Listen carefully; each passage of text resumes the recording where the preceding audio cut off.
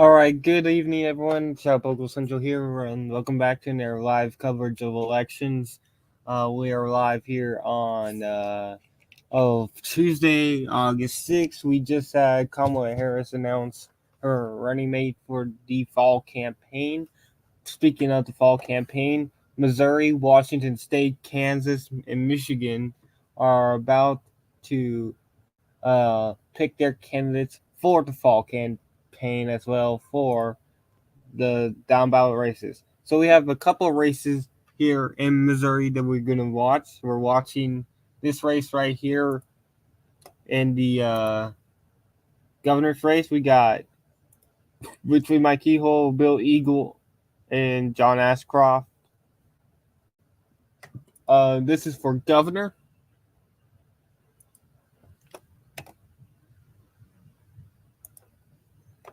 All right, in Missouri's first, we got a contentious House primary here between incumbent Cori Bush and challenger Leslie Bell. This is in the city St. Louis. Right here is most of inner city St. Louis is in the Bush state is represented by Cori Bush. She is facing a primary challenge from Leslie Bell from her moderate side. Polls just closed in Kansas. We got two House races in Kansas we'll be watching. And we got our first results in here in Kansas. Derek Schmidt, the former Attorney General of the state, the failed governor candidate 2 years ago, he's running for this House race for the retiring Jake LaTurner. Schmidt leads by about 29 votes, which is not surprising. So in this race, we gotta watch right here, the Topeka area. So we need to watch right here, Topeka. That's where most of these votes are in this district. So you gotta watch that as we move along. All right, in the third of Kansas. Uh, Again, this is a race you gotta watch. We have somewhat Republicans will try to put some money into this race. Um, this is Kansas City, so you gotta watch right here.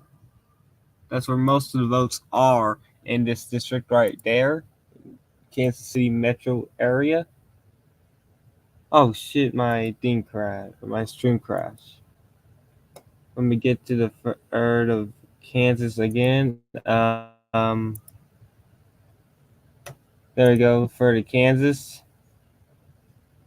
Um, Again, you gotta watch here, Kansas City area. Okay. Next, we got some Michigan. We got Michigan next. Our results here. So Alyssa Slotkin in the lead, and for the U.S. Senate race here in Michigan and the Democratic primary. So we won't get an official call until 9 o'clock, but right here and right here, right there,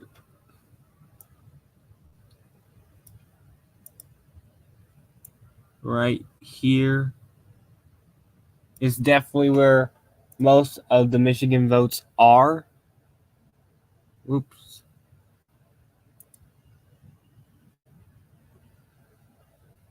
I don't know what just happened, but right here's where all the Michigan votes are. So you gotta watch that. And Mike Rogers, a former congressman, leads as well in the same areas. Again, watch Detroit, Ann Arbor. Uh, we got some House primaries as well. We're gonna watch tonight in Michigan. We have the third district, which is right here. We have Hillary. We have a race to take on Hillary Slotin. So right here, Grand Rapids is the main vote getting area in this district, so you gotta watch that very closely for the margins.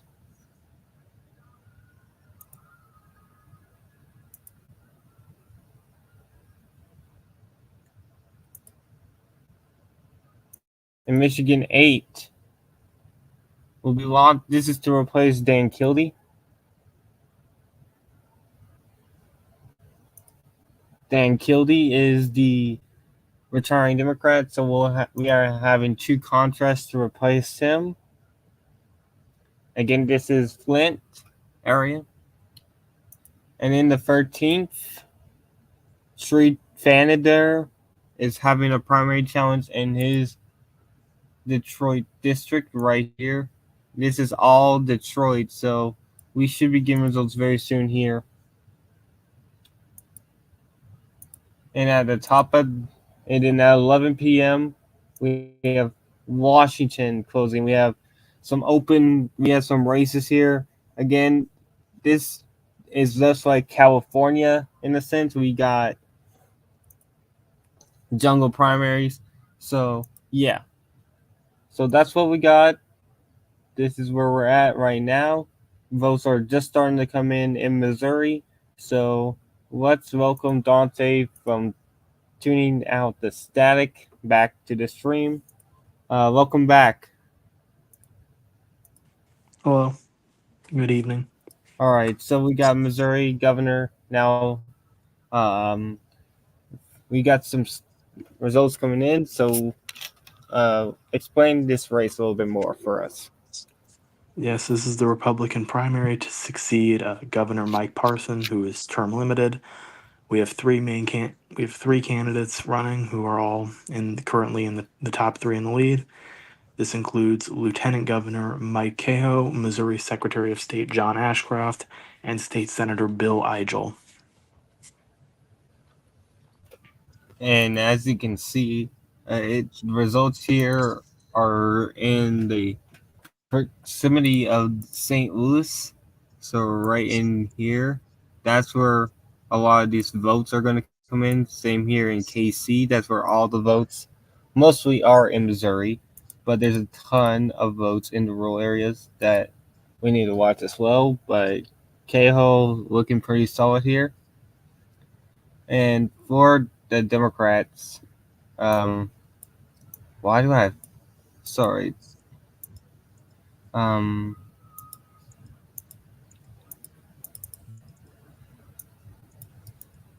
all right. So, well, so for the Democrats here, oh, yeah, I might need to re-roll this. Let's go to the first district. You're saying that we got some stuff about Corey Bush.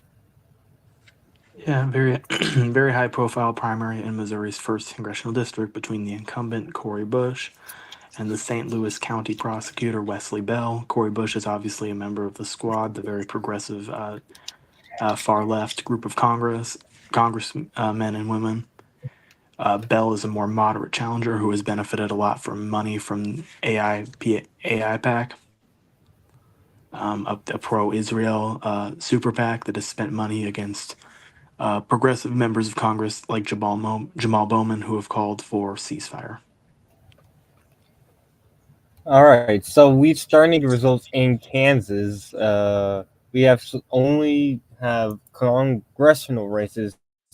So let's start with the second.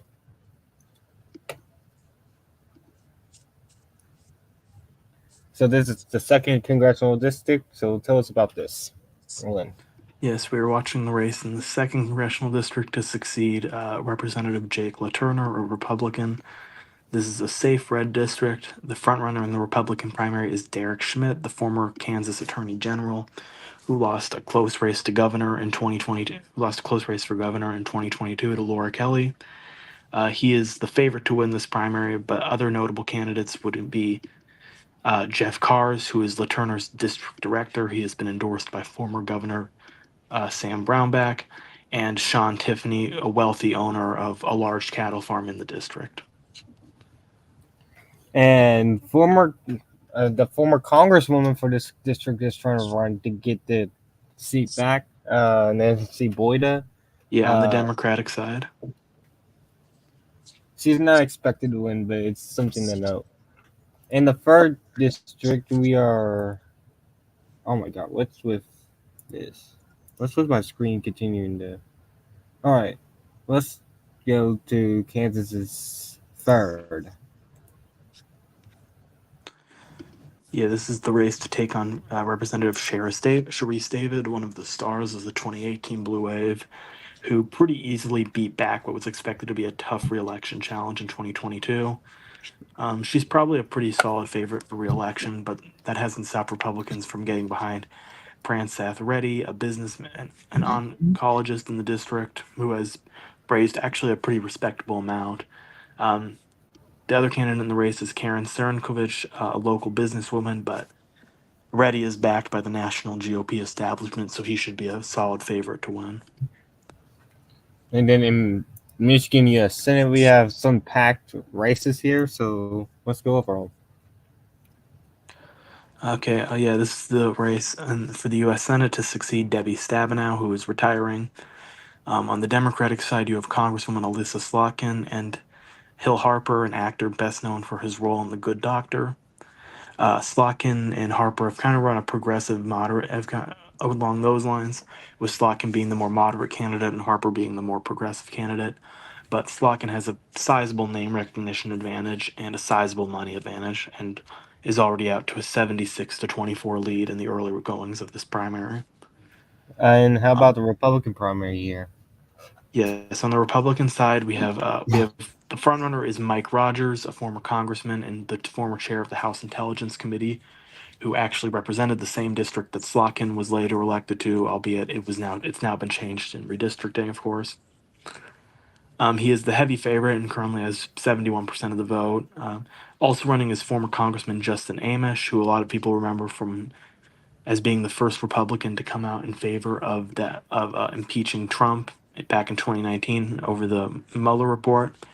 Amish later became an independent over the backlash to this by his fellow Republicans. He briefly considered running for president as a libertarian in 2020 and ultimately decided to retire from the House. He has since returned to the Republican Party and is running for Senate.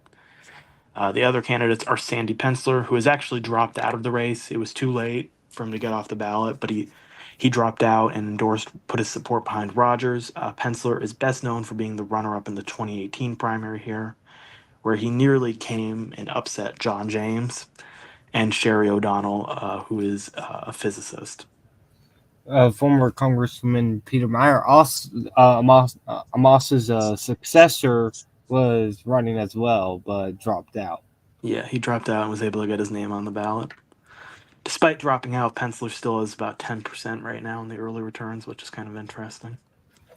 All right, so let's go over to Michigan's third. This is a very competitive race.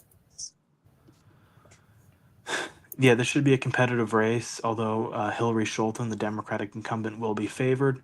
The Republican candidates are Michael Markey, an entrepreneur and investor who ran for governor in the Republican primary in 2022, and Paul Hudson, an attorney who was the Republican nominee for the state Supreme Court in 2022. Markey is expected to be the favorite to win here. All right, now in the eighth, Michigan's let me 8th reload. congressional district. Okay, yeah.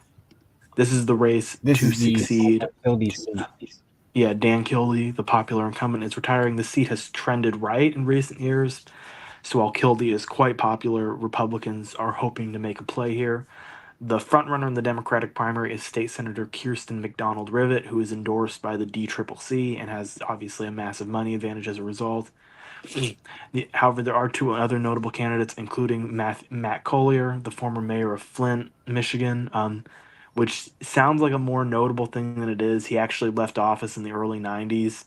So, Flint is obviously a big part of the district, but I'm not sure he actually has that much residual name recognition. And Pamela Pugh, who was initially running for Senate but was quickly closed out. Pugh is the president of the state education board. And And how about for the Republicans? on the Republican side, the front runner for this is probably Paul Judge, who is a former local news anchor and official for ICE, Immigration Customs Enforcement. He was the nominee here in 2022. Mary Draves, a former executive at Dow Chemical Company, is the only candidate who has actually raised any extra money. And Republicans then we actually have got another candidate here, Nikki Snyder, who was originally running for Senate. She's a member of the Board of Education, but she was kicked off the ballot for signature fraud. That's and going to be a then theme. and then in Michigan's 13th, you mentioned this one. Yeah, this. Well, I was talking about signature fraud. Here's another one. So Sri Thander, who is kind of an unconventional member of Congress, a lot of people might know him. He got rich in the chemical testing business, ran for governor in 2018, and won a plurality last year in what is a majority black district. Well, not majority black, but 45% black, so sizably black. And as a result, it was always speculated he could receive a serious primary from a local black leader. It looked like that leader would be Adam Hollier, a former state senator who served in Governor Whitmer's cabinet and who narrowly lost this 2022 primary here to Theander. However, Hollier was also kicked off the ballot over his signatures. So it looks likely Theander will hold on. His most serious opponent is Mary Waters, who is on the Detroit City Council, has been in Michigan politics for years, but has barely raised any money. And then quickly, let's go over all these Washington races. Okay, hold up. Let's check on Missouri quickly because it's been a minute. All right, I don't see Missouri any governor. results. We I don't see any all right, results in Missouri from St. governor. Louis, but it's a close race in the Yeah, Democratic primary early. yeah. Kehoe looks pretty solid now with 8% in two counties. Um he is over 40% in both right now, so that's a great sign for him.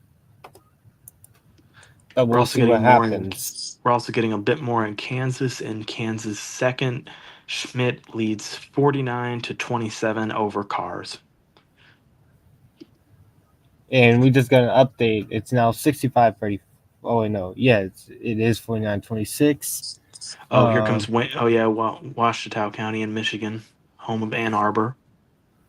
oh, so that means we got to go to the third. Um, It I looks don't like. see Oh, it here actually, no. yet. We didn't talk. Can we talk? We didn't talk about Michigan's 10th. Oh, I forgot it here. Go Yeah. ahead and So talk that. about it. I'll get it up. Yeah, this is another competitive race. It's a small district in southeastern Michigan, northern Detroit metro area, suburbs. It's Republican leaning, currently represented by John James, who many of you might know from his bids for Senate in 2018 and in 2020. Uh, the front runner for the Democrats here is Carl Marlinga, who is running for the seat for the third time. He was the nominee here in 2022. He lost by a surprisingly narrow margin. He's run the most money. He's raised the most money of any Democrat remaining in the race. The fundraising leader was actually Anil Kumar, a member of the Wayne State University Board of Governors, but he was kicked off the ballot over signature controversy. So that's 3-1 night for Michigan. Marlinga is probably the favorite here because of the lack of name recognition for his opponents, who include Diane Young, a financial planner, Emily Bush, a gun control activist, both of them who have pulled in some endorsements and raised a respectable amount of money. Also on the ballot is Tiffany Tilley, a member of the Board of Education. Right now, Marlinga leads with 39%, but Young isn't too far behind at 30% herself. So this is one to watch. James is uncontested. No matter who wins, it'll be a very competitive seat come November. Yes, here is the results here in Michigan's 10th. Uh, Detroit is right here, right down here. That's Detroit. So this is literally right outside Detroit where this election is happening. This is Macomb County and Oakland County, which is two uh, counties that are right outside Detroit. And look how close it is.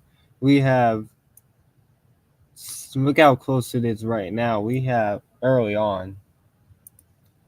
It's a 9 point lead, but it's very early here. 2% in. All right. So let's go over to Washington races now. So what you got? What's up for Washington? Oh, what's up with Washington? Yep. So first of all, just the kind of elephant in the room that I've been discussing. Washington primary is historically very predictive of the general election results. I'll go into more detail on that later, but for now, let's just look at the races we have to cover. First of all, Governor Jay Inslee is retiring after 3 terms. He could have run for a fourth, but he's retiring. The primary, Washington has a jungle primary, which means all candidates, regardless of party, run on the same ballot. The top two, regardless of party, go on. It's the same system that there is in California. The governor's race is going to almost certainly be between Washington Attorney General Bob Ferguson, a Democrat, and former Congressman Dave Reichert, who represented this very swingy Washington eighth, I believe, seventh. That's now Hey, represented by Kim Schreier. It flipped in 2018 when he retired, but he won a lot of competitive races here, including, I believe, in 2016, even as Hillary Clinton carried the seat. If there is some ticket split, if there's some splitting of the vote or any other candidates might have a chance to make the runoff, on the Republican side, it would likely be Semi Bird, who is a local party chapter chair and a noted conservative activist in the state who's kind of to the right of Reichart. And then also another notable Democrat in the running is Mark Mullet, a state senator. But it's probably going to be Reichart and Ferguson here. all right. Um, what's the another competitive race you watching? And good lord, that there's an absurd amount of candidates in this race.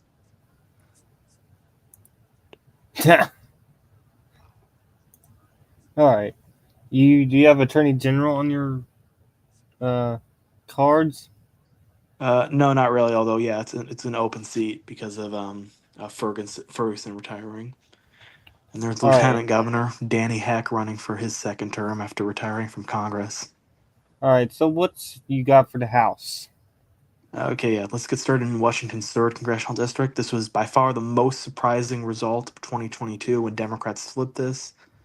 Uh, Democrat Marie Gluesenkamp Perez kind of came out of nowhere. She's a moderate Democrat, a local mechanic and activist who ran against Joe Kent, an Army and CIA veteran who defeated a moderate Republican incumbent who had voted to impeach Trump in the primary. Kent is known for being pretty extreme on the issues and having a lot of connections to far right groups such as the Proud Boys, a white supremacist activist group. And in all likelihood, they are going to face off again as they both go into this race. However, because of Kent's issues raising money at times during this campaign, and because of and because of his kind of infamousy in the district, there is a non-zero chance that Leslie Llewellyn, a local city councilor in the district, could make the runoff here. So we'll watch for that. But in all likelihood, it will be a Kent Gluesenkamp Perez rematch. Then we have Washington's fourth congressional district, a very Republican district in the center of the state that includes Yakima. This is represented by Dan Newhouse, who was one of the 10 Republicans to impeach Trump.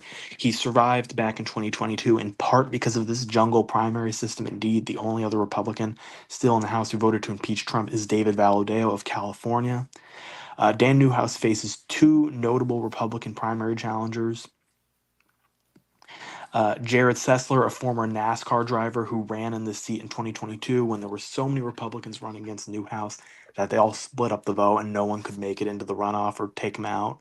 Sessler was originally endorsed by Trump. However, recently Trump changed that around and did a double endorsement that he likes to do. Also endorsing Tiffany Smiley, a nurse who you might remember as the GOP nominee for Senate in 2022. All right. So because there's only two candidates this time, I do kind of think this could be the time. This could be the year Newhouse gets knocked out, especially considering how red this district is. It's easily the reddest in the state, but we'll see. So how about the McLemore's Rogers' seat? Yeah, Washington 6. Kathy McMorris Rogers retiring. This is a pretty red seat, albeit not maybe deep red as Washington 4 is. It's Washington's is it fifth or sixth district. I think it's. I think we have three in retiring, two retiring in Washington. Um, Um,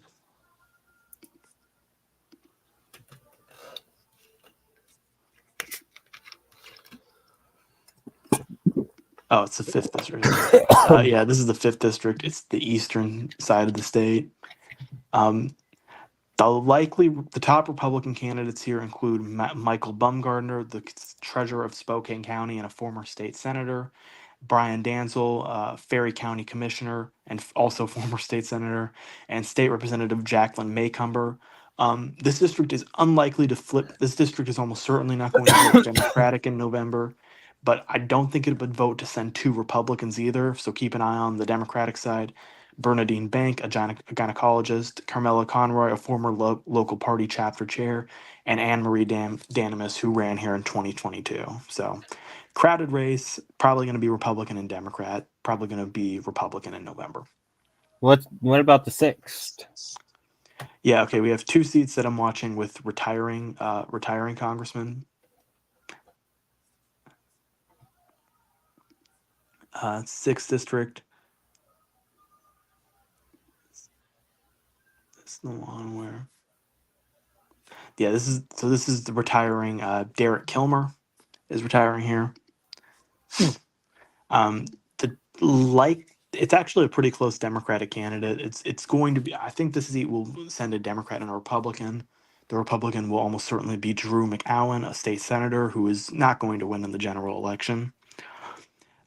The Democrats in this race include Hillary Franz, the state public lands commissioner, who has raised the most money and has been endorsed by Kilmer, but also running is State Senator Emily Randall, who has been endorsed by Glusenkamp Perez, Senator Patty Murray, and Planned Parenthood.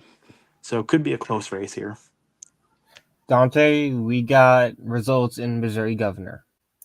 Okay. Um, Kansas City just came in, and it's a lead for Ashcroft. He leads by only 2 votes, but this is huge for him. Kansas City, Wait, hold on. one of the biggest populations in the state. Uh, Ashcroft leads. So that certainly, and with St. Louis, Jefferson County, coming in pretty as well. It's looking very good for Keyhole, but Ashcroft is doing. He's starting to come back. The son of the former governor, John Ashcroft. Who lost, and the former senator who lost in 2000 to a deceased guy. Remember, right here, you need to watch it right here and right here. That's where the votes are in Missouri. All right. We have nothing yet in Missouri 1, but we are going to go back to I look seem at to remember it took Kansas. a while to report the last couple of years as well. So yeah. Waiting on Missouri. Kansas is second. It looked Kansas City. Some suburbs Okay, of we Kansas actually City we do is have in some this. early results in Missouri's third congressional district, which is a race I've been looking at. All This right. is the race, this is a safe Republican seat in the east central part of the state, home to Jackson City, the capital, Jefferson City, my bad. Uh, Representative Blaine Luetkemeyer is retiring, and he has endorsed former state senator Kurt Schaefer as his successor. Schaefer is an underdog here, though, because former state senator Bob Onder has been endorsed by Trump and has self-funded his bid here. So it's probably between those two. State Representative Justin Hicks was running but withdrew. His name is still on the ballot, so we'll keep a small eye on that one, as because whoever wins that primary will be headed to Congress in November. All right. So Kansas 2, we are starting to get results here. We got part of Kansas City's right in this district, and it is looking pretty solid Ooh, here. Nancy Boyd is trailing.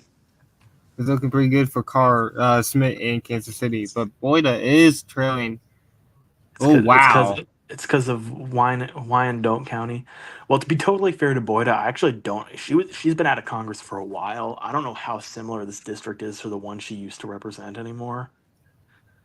I mean, she's been out of Congress since 2010, so that's two redistricting cycles that have passed. I think her district was like in this area, so still most of her old district, but it got redder because of this.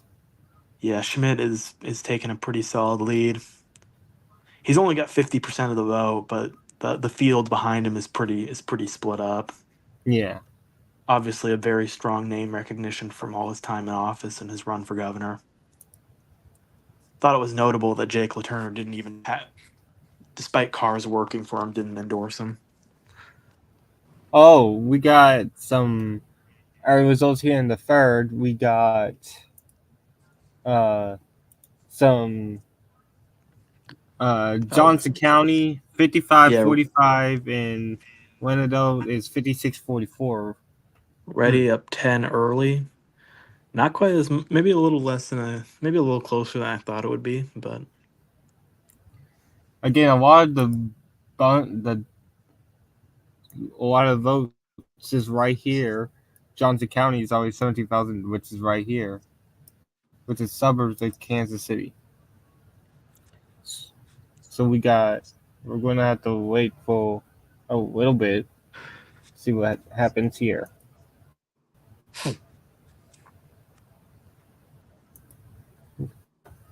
All right, so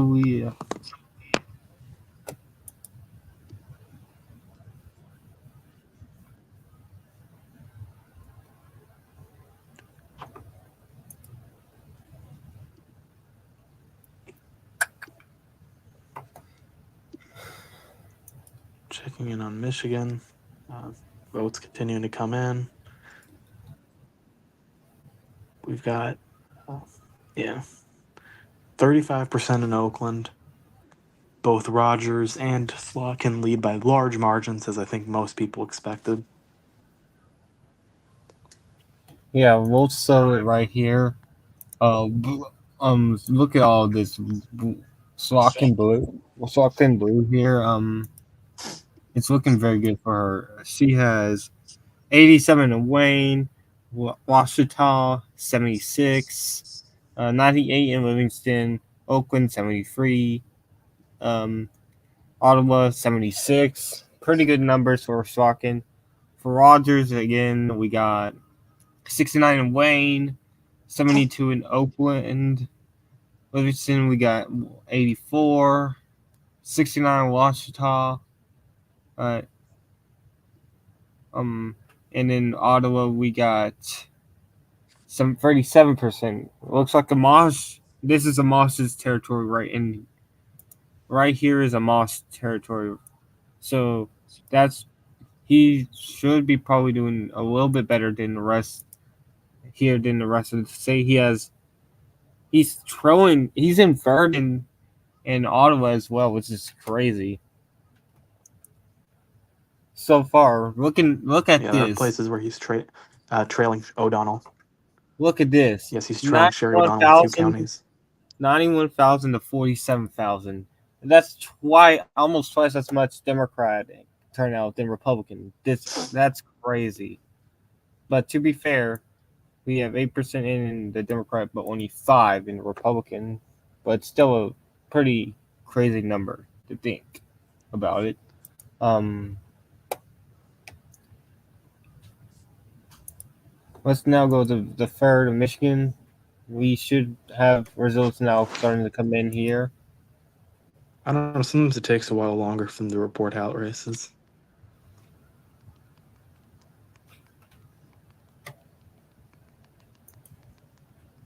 Yeah, we don't have anything here.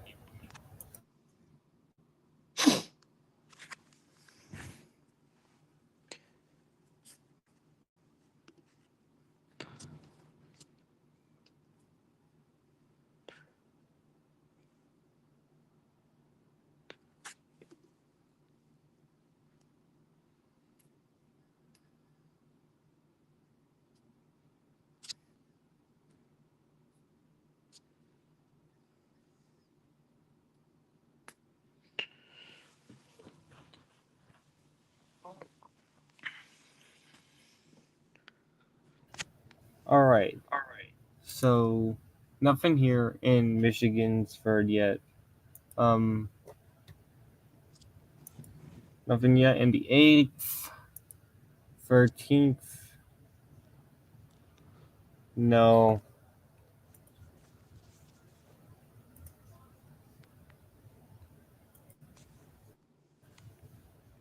All right, we're starting to get more results in the Missouri governor's race.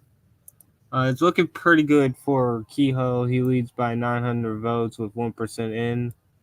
Um, it looks like Ashcroft is only doing well right here. And in Kansas City.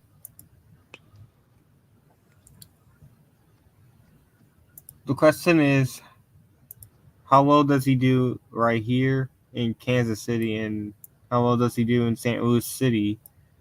And that's really the question here because Kehoe is eating him up alive in the rest. He leads by 12 here in Lincoln. Johnson, he leads by Kehoe leads by 18. It's 16 in Cass. We got Camden 3 point. Oh, Ashcroft is not even in second here. Dunklin, it's a 30-point lead there. Newton, that's a slight lead, but right here, it's looking again. St. Louis, the counties just south of St. Louis is not also not looking good for Ashcroft either. So I don't see any in the map here for him. But look at this Democratic primary. Look at this. It's less than 100 votes. Yeah, it's close Yeah, so far. it's it is a Considering the relative unlikelihood that Democrats can win the governor's mansion in November, it's kind of funny that it's as close as it is. yeah. It's a I think that's like 97 votes. Yeah, it's 97 votes. That's crazy.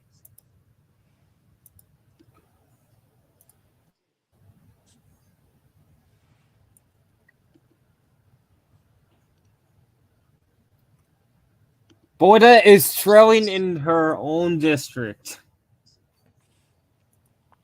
Her oh, this is insane.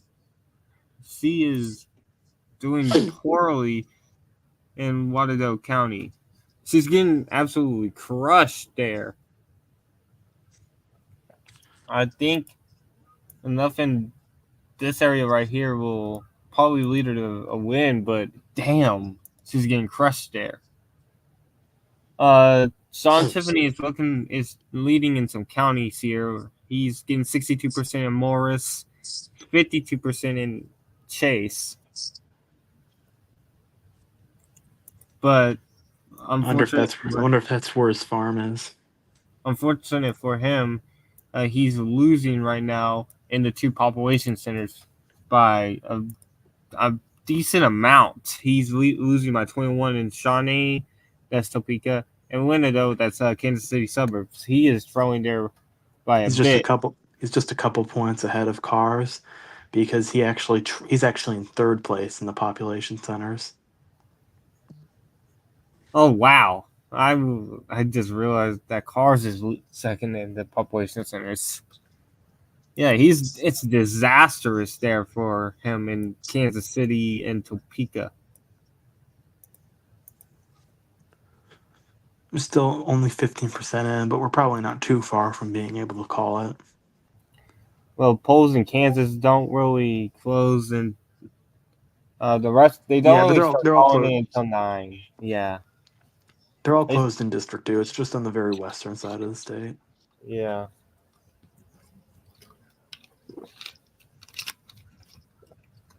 They usually call it at 9, so we'll probably get a call then.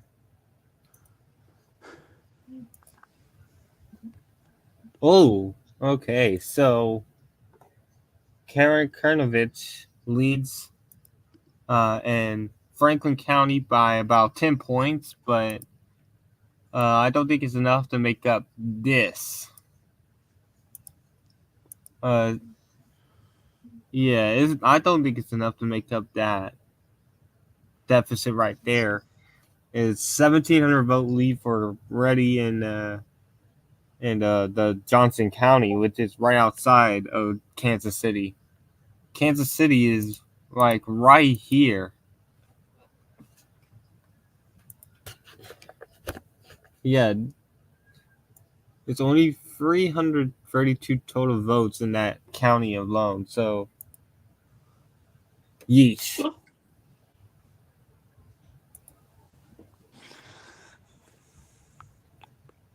Yeah, Slotkin is destroying this one now. She has insane leads in like it's nearing 9-1 in some of these counties here in Michigan for her.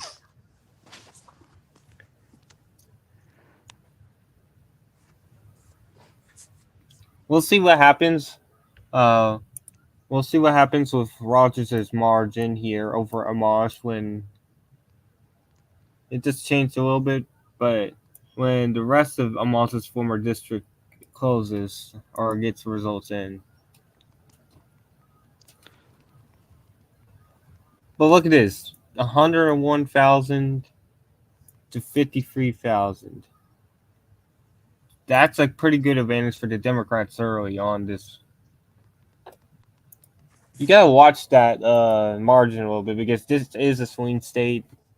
So Slot concurrently has all the more votes than all the Republicans combined. yeah, that is crazy. Albeit a lot of Republican areas have not come in yet. Yeah, but also to be fair, not a lot of Detroit has come in. Not a lot of Oakland has. Well, a lot of Oakland has came in, but not a lot uh of the other population centers. Not even a lot of her district is in yet. So props to her to having this insane lead early. Um,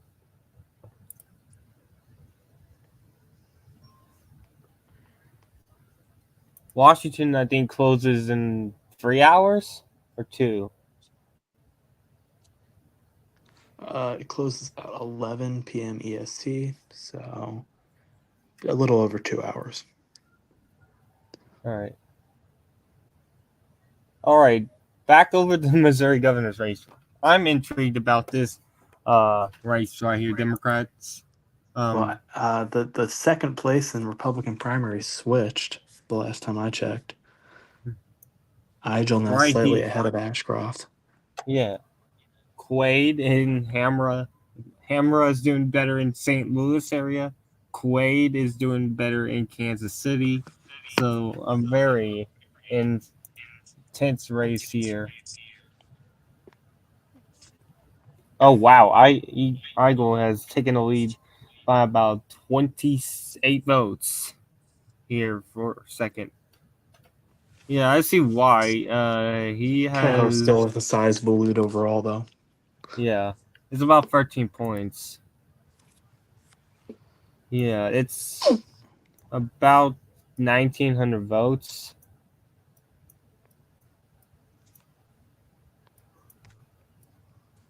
I mean, that margin is definitely you can definitely make that margin up, but when he's leading big in Central Missouri, no. I don't think you can be able to make that up. I think we're just waiting for them to be comfortable with calling it. Oh Kehoe wow. now over 40%. Yeah, I don't know what just came in, but I think it was more Central Missouri.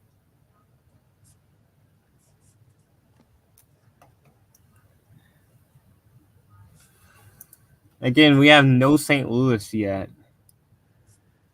Yeah, we're waiting on results in Missouri 1. Obviously, a race that we're watching very closely.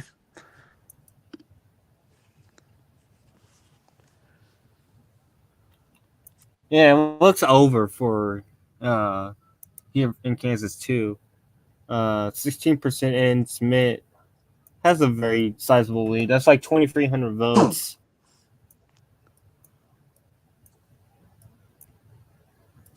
Like with only 16% in, again, that seems manageable, right? But Tiffany in these areas right here is in third place. It's you cannot make up a deficit like that when you're in third place in the population centers. Look how close this margin is. 22 votes. There's 22 votes between Kleinman and Boyda in this race right here. We got some close Democratic primaries tonight, right now.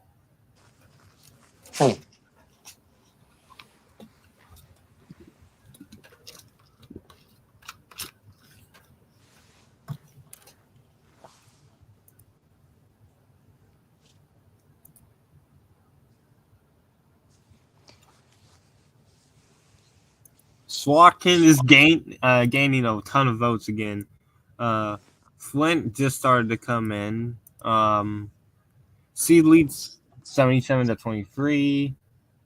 88-12. Yeah, this is not looking good for. Oh wow, we got more votes in. Let's see what's going on with the Republicans here.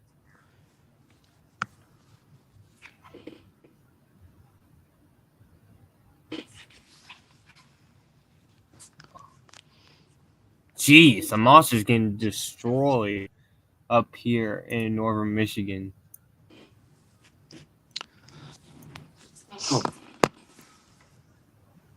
We should get calls in these races at the top of the hour. We'll continue to watch which party has more votes because again, swing states, swing seats. Um,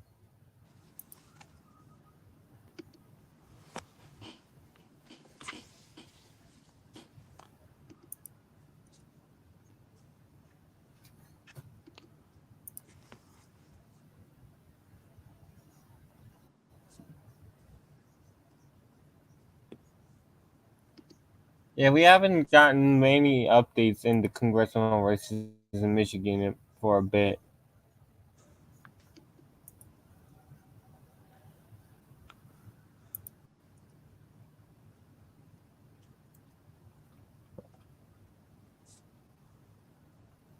Yeah, Ashcroft is starting to fall off because he's now down 400 for second, while Kehoe is still ahead by about 2,500 votes. So looking very good for him right now.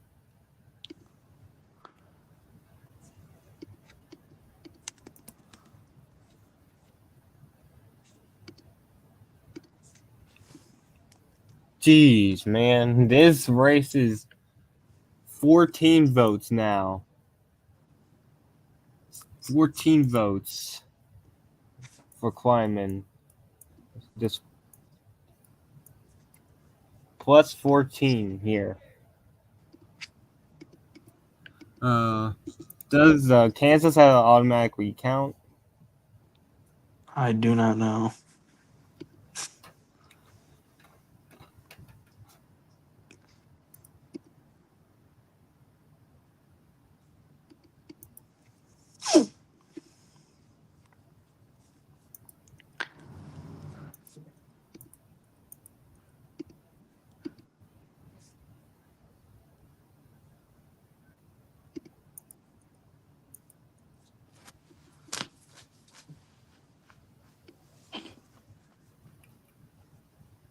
Ashcroft just gained some votes. I don't know where. No. Oh wow.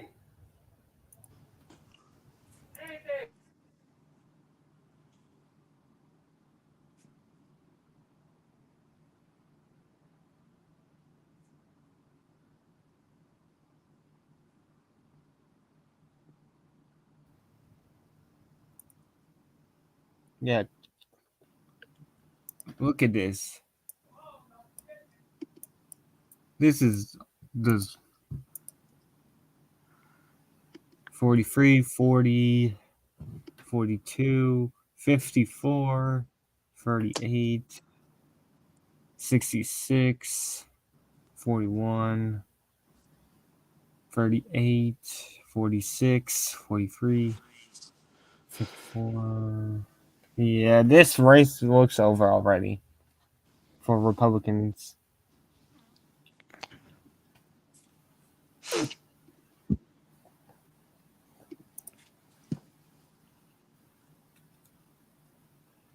Oh my God, we got an exact tie in the District 2 primary in Kansas for the Democrats. We have an exact tie. 28% in, Boyda 3,416, Kleinman 3,416 as well. Wow. Meanwhile, Smith is going to go right into the general election because he looks like he's going to win this primary very, very decently here.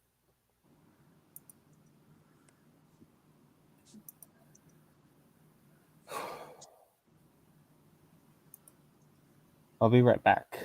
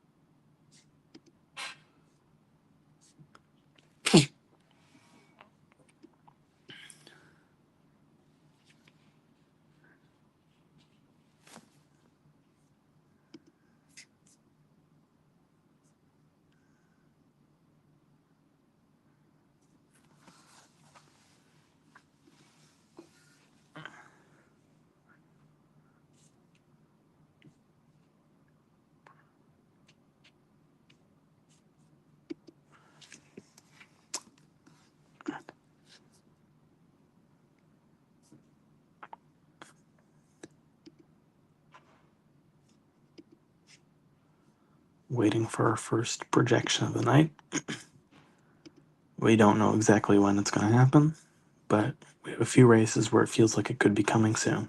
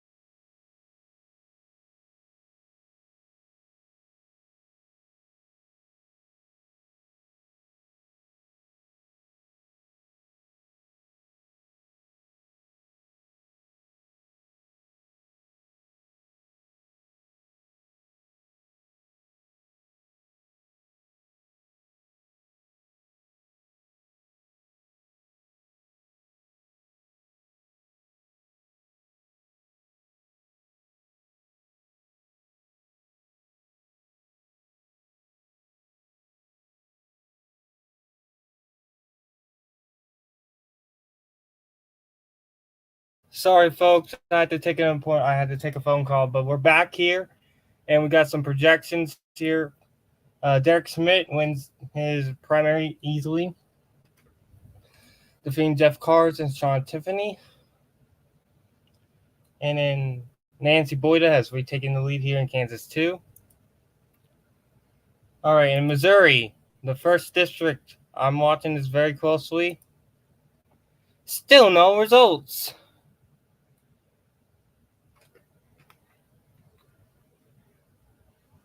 Since post have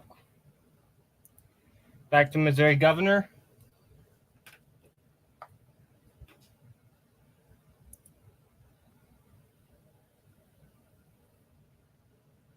Apparently they refreshed, I think, but there we go.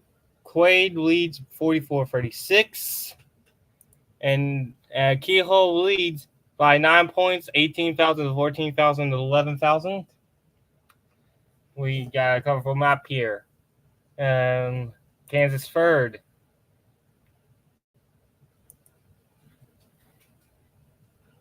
Kansas third. We got nothing yet. Ready leads Kernovich by 2,000 votes. 44% in. In Michigan, I think we got a couple projections here for the Senate. Yes, we do. Alyssa Slotkin has won her primary here by a very handy margin, 91,000 to 30,000. And Mike Rogers has won his race, 69 to 12 to 10.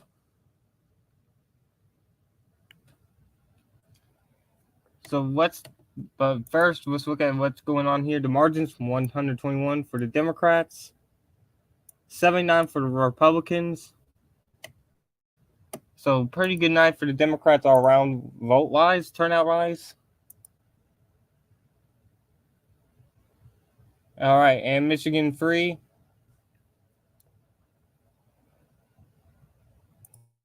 We still have no results here in the congressional races. Wayne Schulten, Salim Al-Shatel, and then Hudson and Markey. Nothing yet here. The 8th. This is to replace the incumbent Dan Kildee.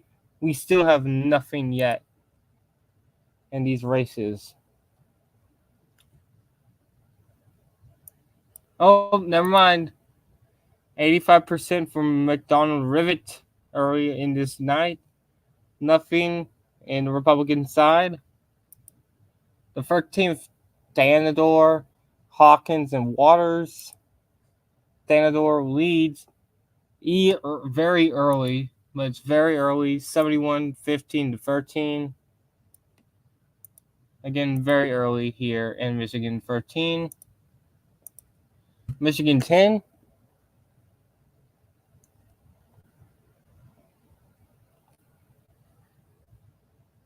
Nothing as of yet, not really anything.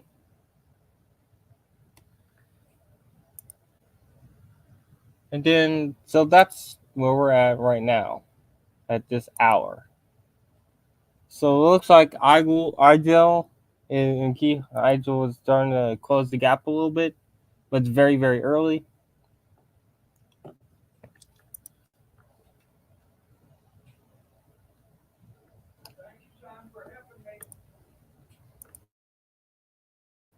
So yeah.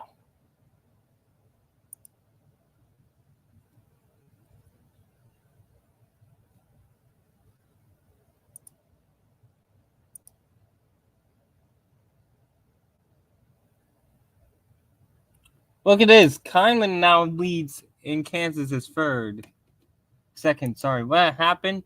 Well, more votes just came in Winnebago County. There's a 3,000 vote lead. So that puts Kleinman up just about 1,000, 1,150. Can she make that up? Yes. Topeka, she leads by about 1,200.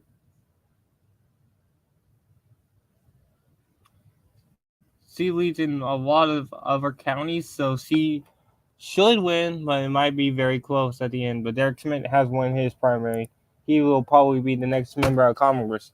Can't be governor. Why not does go for Congress instead? Am I right, y'all? All right. So early on, so we're about an hour away from Washington. Actually, no, we're about 2 hours away from Washington closing. We're still very early on tonight. Tonight's young, so there's a lot of results to still come in. Again, sorry I was gone for a bit. I had to take a phone call.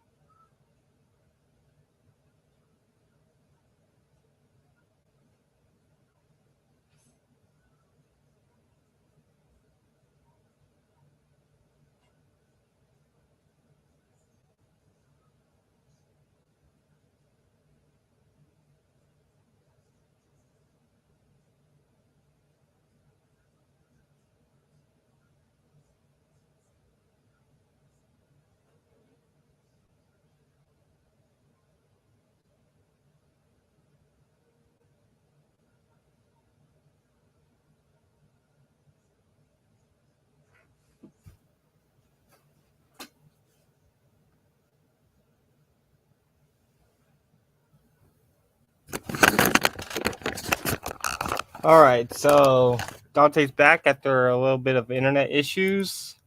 All right, so back over to Missouri, where this race here in Missouri is packed. We got St. Louis just came in. St. Louis just came in. St. Louis County, Kehoe leads Ashcroft by 8, and in the city itself, Kehoe leads Ashcroft by 9. So not good for Ashcroft as he's getting trounced here. He still has leads in Jackson, that is Kansas City, but narrow.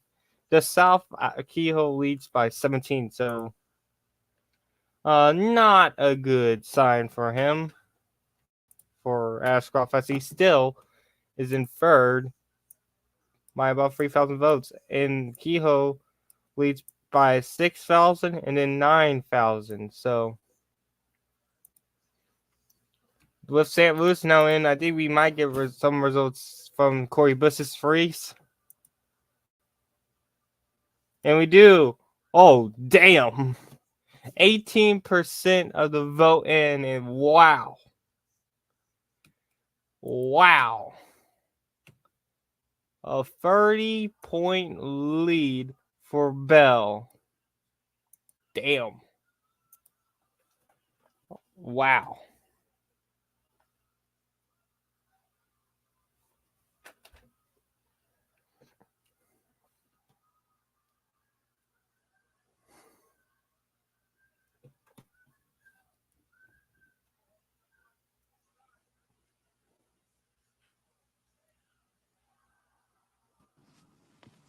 Wow. Bush down 30. Very tough climb for her. It's a Not quite over. She did start down about 30 in her 2020 race as well, but still. Yeah. Wow.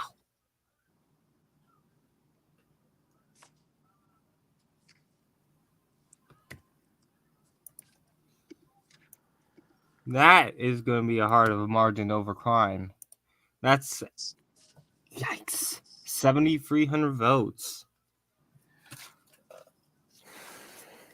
Again, there's a long way to go. It's only 18%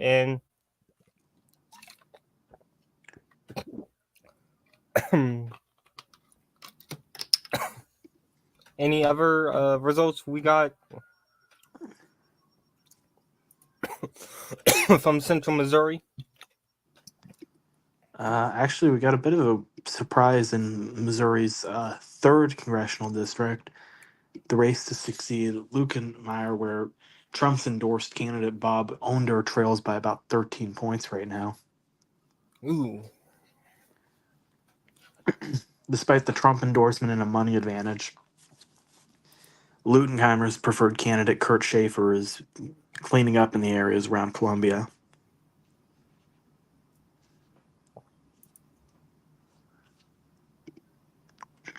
So it would be a bit of a hit to Trump there. All right, let's go back over to Michigan right quick. We're looking at the Senate, even though it's over. But look at this: it's 133,000 for the Democrats, 91 for Republicans. Um, Usually primaries don't tell us anything, but Swakin is at 100,000 votes.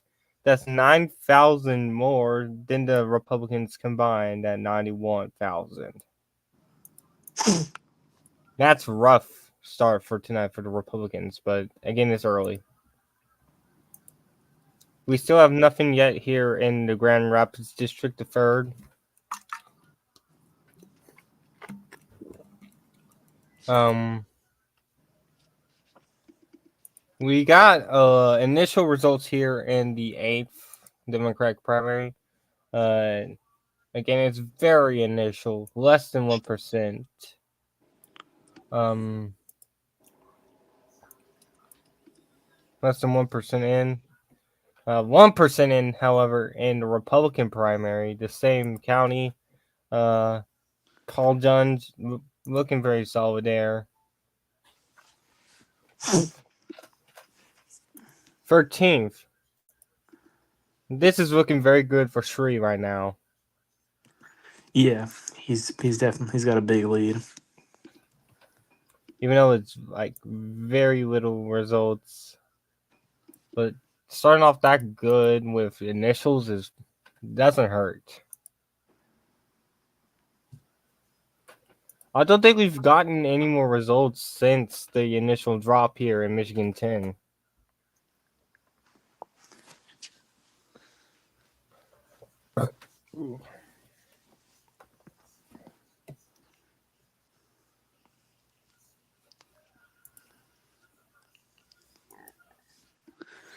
All right, it's starting the race here in the Missouri Democrat governors is starting to pull away.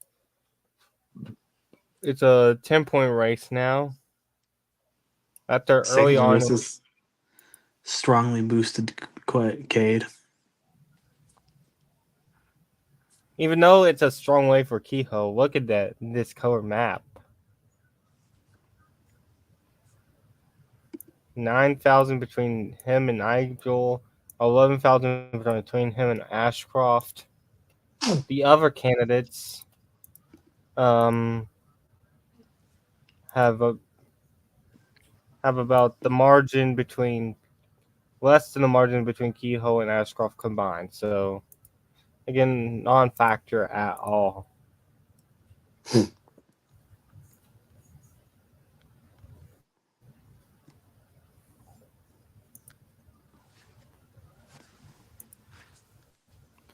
So this one is probably the most closely watched race tonight.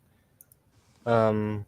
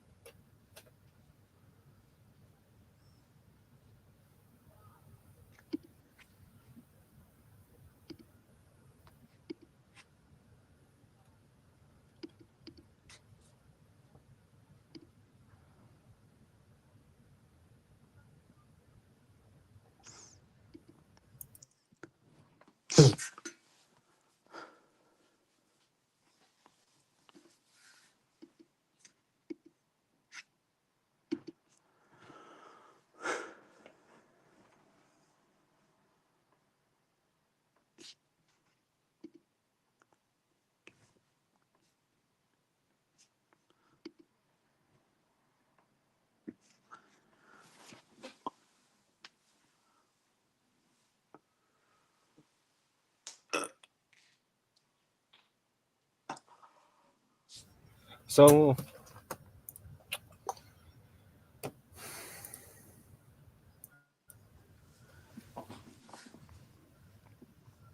it looks like we might get calls soon here in Missouri Gov Republican primary because look at that margin. Um, it's only starting to grow for Kehoe a little bit.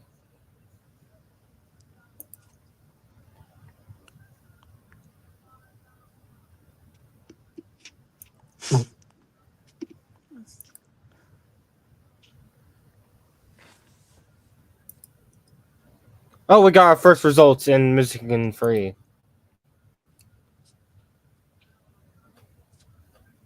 Very, very early. But look at that. Same county reported 1% in, less than 47 votes reported in the Democratic primary. That's less than 1% of the population, though, of this district. Same area, 610. It's Ottawa. For 57, 43, for 57, 53, 47, Markey over Hudson. Um, it's 325 Markey, 285 Hudson.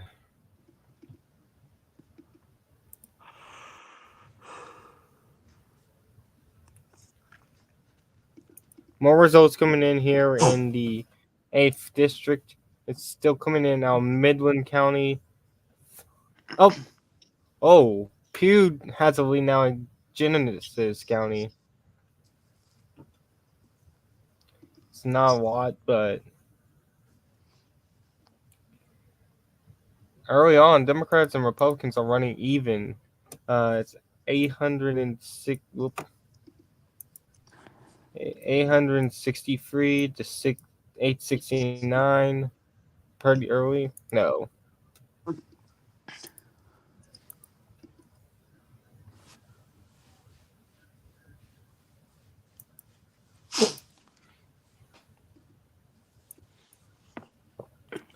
Still nothing yet in Michigan 10. So we're going to go back to Missouri.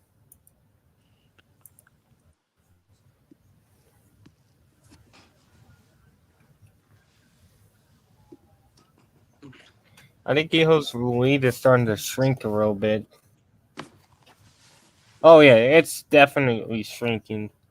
But unfortunately for Idol, so is his lead over Kehoe, over Ashcroft. So Ashcroft is starting to gain because look at this. He got Springfield, uh, Missouri. Um, Springfield, it is Greene County. Look at that. Ashcroft gets a pretty good vote there. I think it's too early to tell. Yeah. Yeah, unfortunately for him, though, Kehoe has. Whoops. Unfortunately for.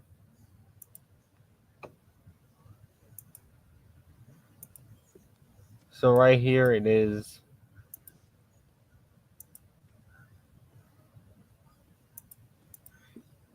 Right through here, that's where Kehoe's doing. Oh wow! We just gained some votes for Igel. So this race is nothing close to over yet.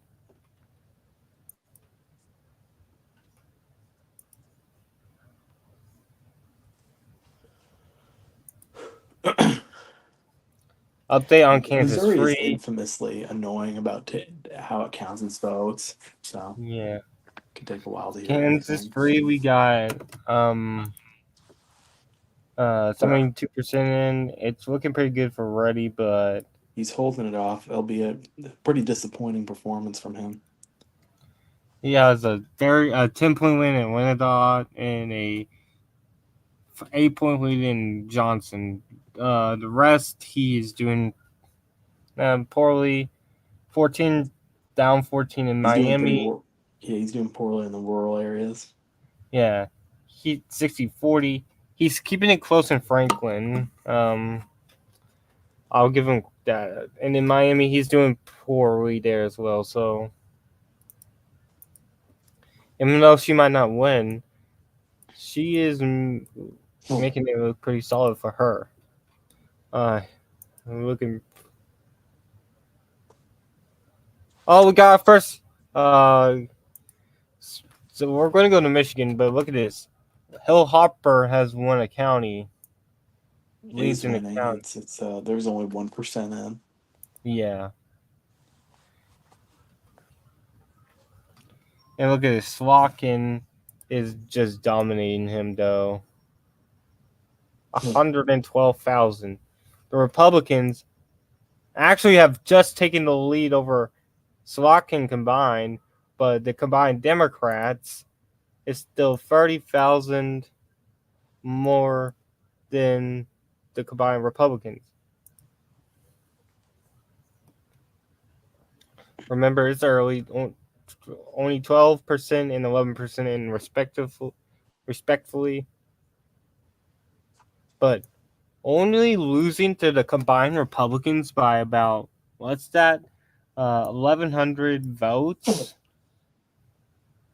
No, not even. That's yeah, it's a 1,200.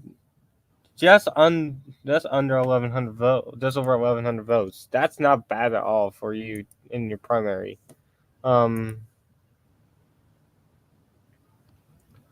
Still nothing in Michigan Free.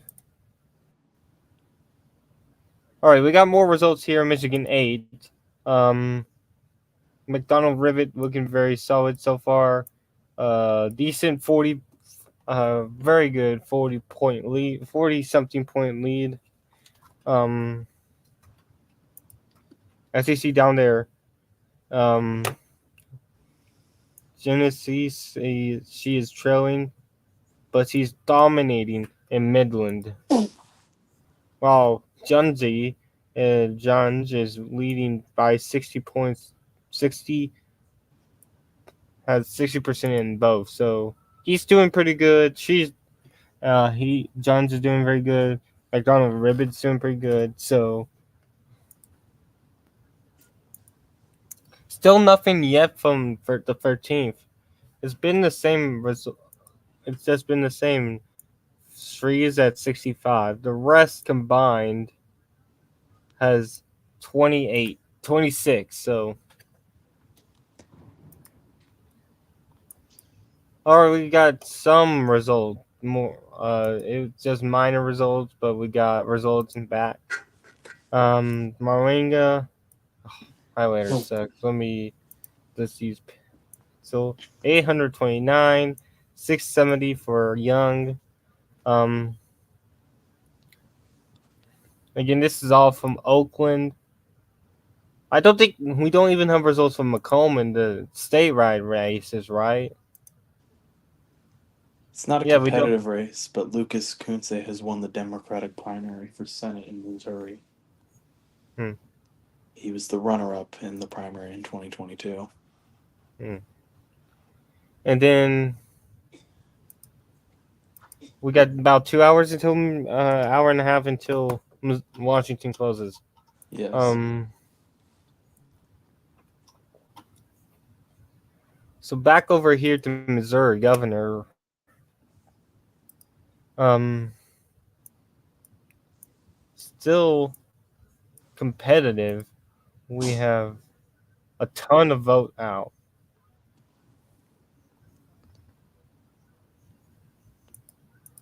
Let's see here. St. Louis, not a lot is in.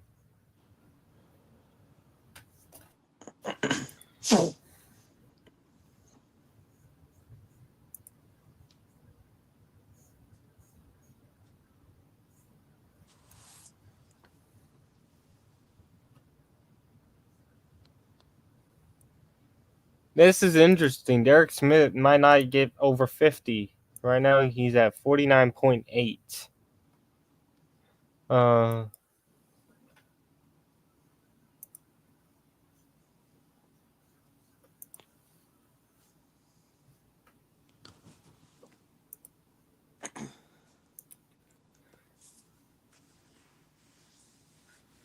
I'm going to see what other incumbents might be. I'm going to check on other races here. Um, Republican lieutenant governor. It's a very close race there.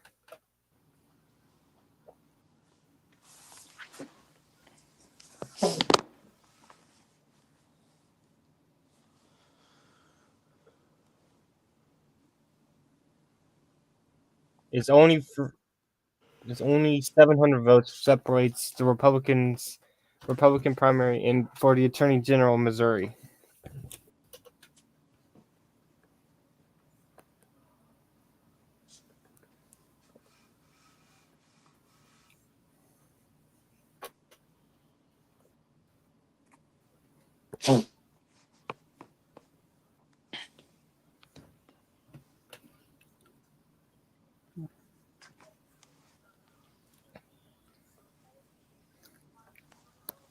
All right, so you guys, nothing really interesting in the other incumbents running for re-election in the Missouri race, other than Bush, but Wagner. Ooh, and Wagner is having a sort of a race here. 68-32. Let's keep a slight eye on it for the margins. Um, for the Republicans in the sixth, Graves wins renomination. So does Burleson in the seventh for Republicans. Eighth, Smith wins renomination. All should go back. All right, so we got some ballot measures here in Missouri.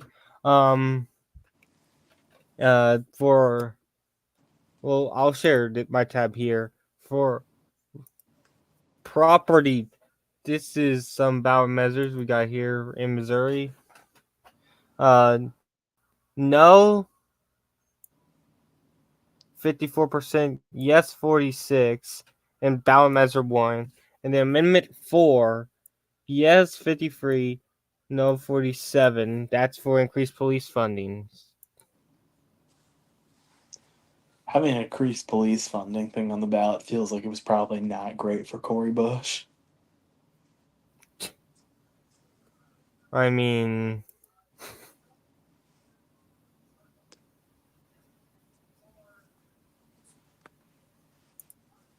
I mean, maybe.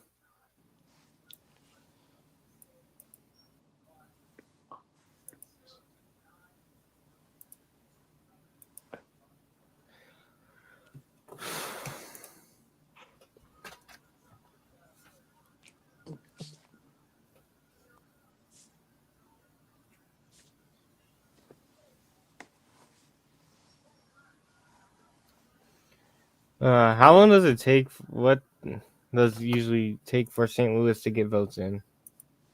I don't know. I remember it taking a really long time in 2020. Although we're starting to move a little quicker, especially on the Republican side where they don't really need St. Louis to report. Yeah. Um. Michigan is taking seriously slow with their vote counting. Happens every year, though. Yeah.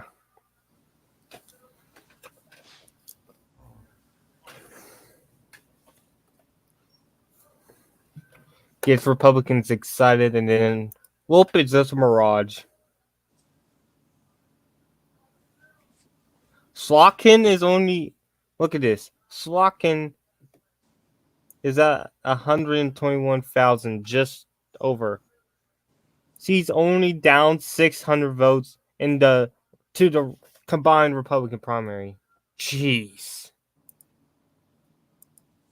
Begin this area right here, uh, like right down here, this middle here. That's all Republican votes, mostly. So we'll see what happens, but pretty good showing tonight for Slotkin and Rogers, considering.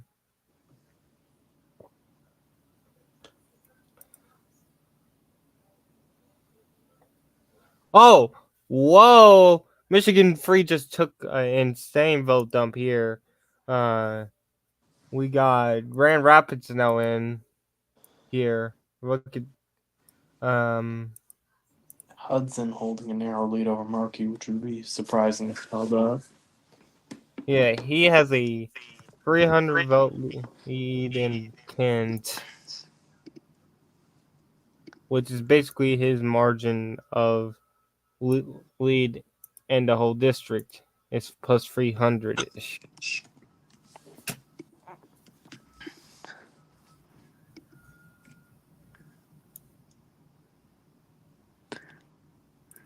I want to see who this guy is.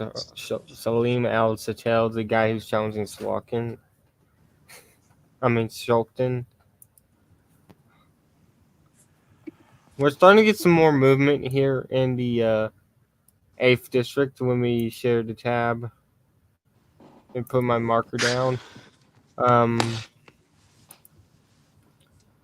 Again, Midland County is starting to pour votes in pretty fast here.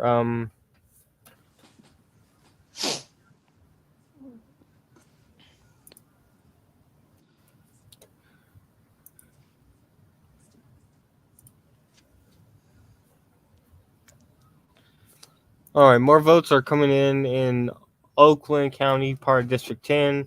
Moringa is ahead by a decent amount, 40 to 31.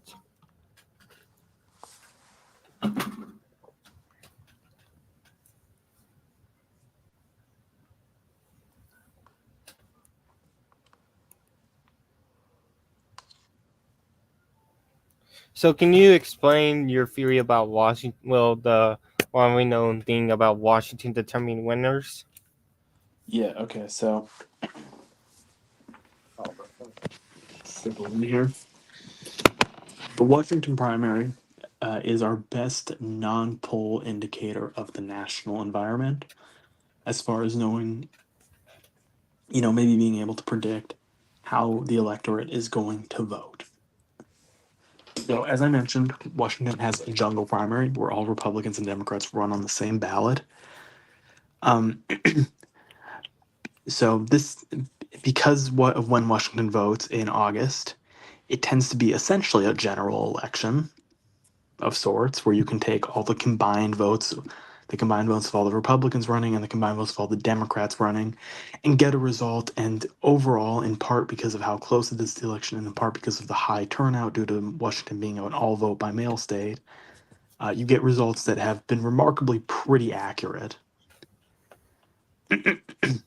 There was an analysis done back in 2010 by Sean Trende of Real Clear Politics, which found that on average, the Democratic candidate improved his or her share of the vote by only 1.5 points from the fall election. As in, Democrats, there was a slight shift left on average in the general from the primary, but very small. He revisited this back in 2020 and found that it held up. There was a combined 50, I think this was him doing math on the House votes. combined 55% of Democratic votes in the 2020 primary, which was much lower than 62% in 2018. So this was an early sign that despite what polls were saying that Trump was going to lose in a massive landslide, that the environment was actually much closer to 2016 than 2018, which ultimately proved true as Trump only narrowly lost. Now, is actually now it's not a perfect system, and especially when it comes to the House, because some races are uncontested, some races have a lot of members of one party running, etc. And in 2022, because of crossover votes for Newhouse and Herrera Butler, who were both pro impeachment Republicans from Democrats, there were some pretty wild swings.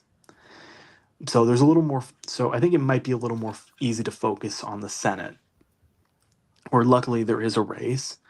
Um, I did the math on a few of these Senate races in 2016, combined for 50.7% of the vote and received 58.8% of the vote in the general. 2018, 58.3 in the primary, 58.3 in the general.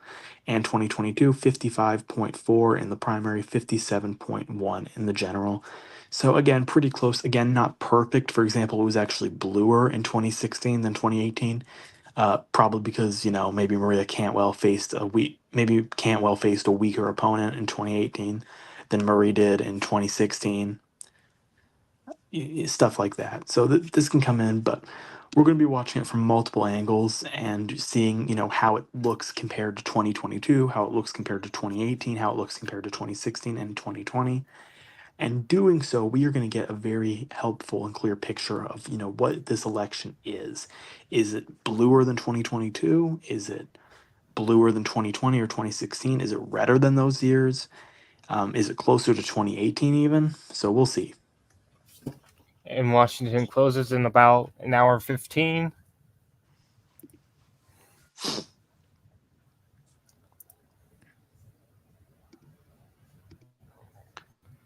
Yeah, this is starting in Missouri. Yeah, this is starting to pull away for Quaid. See, and Ham Hamra had a very close margin early on, but now she's starting to pull away.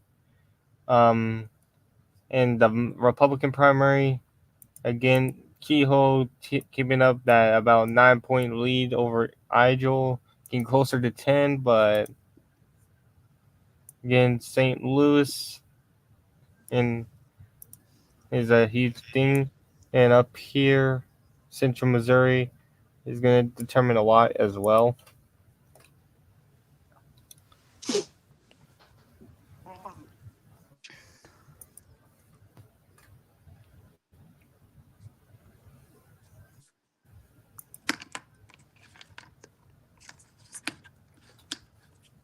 It's back to a very close race here in Kansas 2's Democratic primary. Earlier, it was a few hours, like 45 minutes ago. It was about a statistical tie. Then Kleinman got a vote dump in Winnedot, and now Boyda has closed that gap to now just 240 votes. So this might take a while. It's a point margin, 74% in. Unfortunately for her, there's still a ton of vote in Winnedot left. But fortunately for and there's not a lot of vote left in Topeka, so yikes for her. Trying to make a political comeback. It looks like she won't even make it out of the primary this time. Um, I think she ran for Senate in 2020, but dropped out. Boy, Why did she? yes. Why did she Uh, drop out in the first place? uh, because what was her name? Barbara Bollier. Yeah, They consolidated around her. look at this. Still 93% in, 93% in here in Kansas free, and I have no idea why they have not called this yet, but one adult still has a ton of vote that still needs to come in as well, but there's also a ton of vote that I needs to think it's come. because all of it's because basically all of Johnson is in. So if there's Yeah, enough vote in the other counties, that might be enough to yeah. to bring back ready. Pretty weak performance for Reddy considering his sizable fundraising advantage, though. Yeah.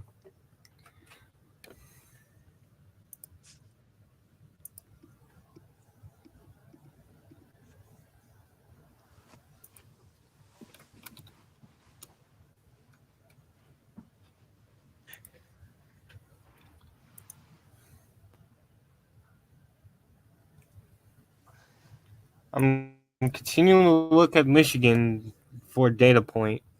Slotkin at 131, 132 basically. Republicans starting to take a massive lead over her, and the combined vote is starting to take a lead from ahead of her. But for Democrats, they still have about 30,000 vote lead. So again, we're just looking at Michigan now just for data standpoints here. Still have nothing more now out the third. Uh, again, Grand Rapids right here. Um, oh, Grand Rapids around here. Um, area. No more votes yet after that last drop. And back over to the eighth. Again, we're getting more and more votes. Midland County carrying all the load so far. Um, it's an 800 vote lead, but 60 to 21. Basically, it's the margin here. For Junjay, it's 68 to 22 and a half. So pretty decent leads, but still we're waiting for further results. We're still waiting for more results here in the Danador district where we've only had 91 votes counted. And in Michigan 10, we officially got more. We officially got Macomb, um, Carl Marenga, 58 to 22. Oakland Marenga has a 40 to 31 lead. So what do you? So how do you, if you're Marenga, what are you thinking right now with this lead that is coming in so far? Well, only 2% in Macomb, but that's still a pretty decent lead right now.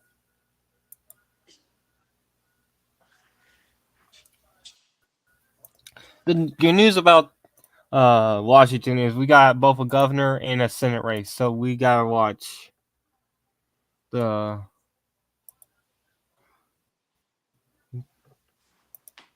I wouldn't take the governor's Is race to Canada? mean too much because local elections can be weird. Yeah, is Canada the only Democrat running? She might be. I don't really know. I didn't actually look at the Well, candidates for the Senate race because it's not like it's actually competitive. yeah. Look at this fool right here, Although bald in the fat. The Washington's governor's race does have a history of being kind of close. Even if you Yeah, look at like 2016, yeah. We got two Democrats in that Senate race. I'm rooting for a good space guy.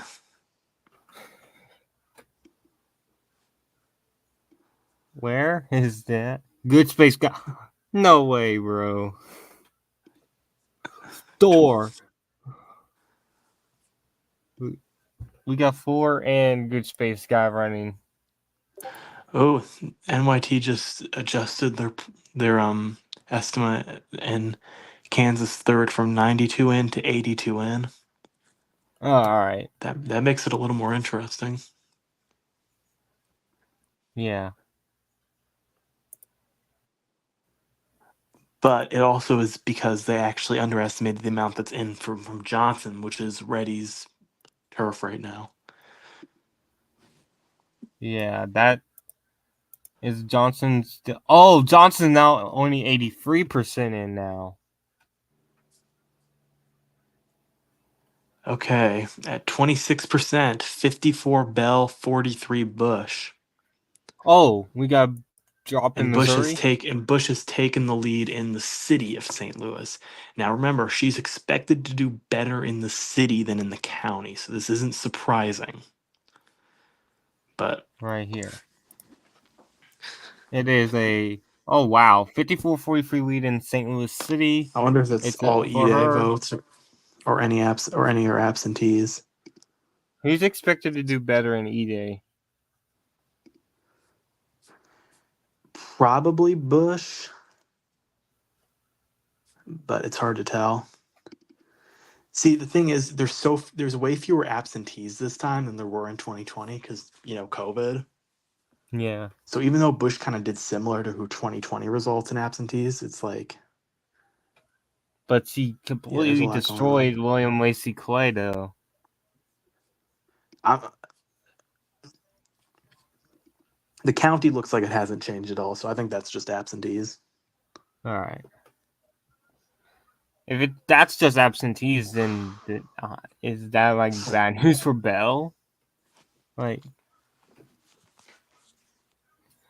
now she's only down 12. Oop, wrong tool. She's only down 4,000 votes, so that's definitely now manageable.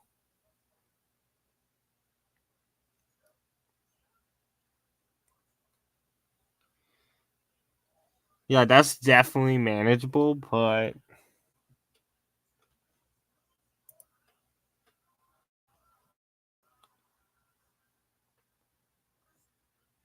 all right. So right when that dropped, oh, Dante's connection kicked him again.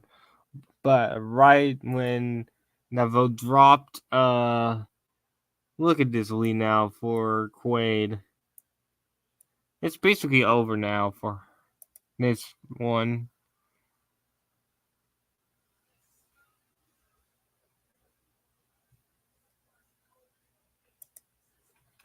It's basically over for this race.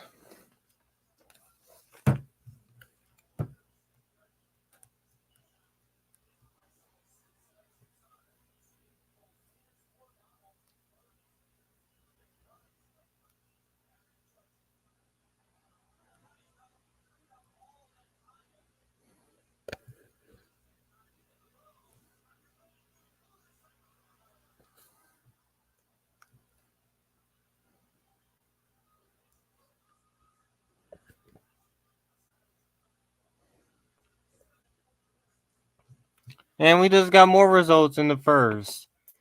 Votes are coming in very quickly here. Never mind. It was just.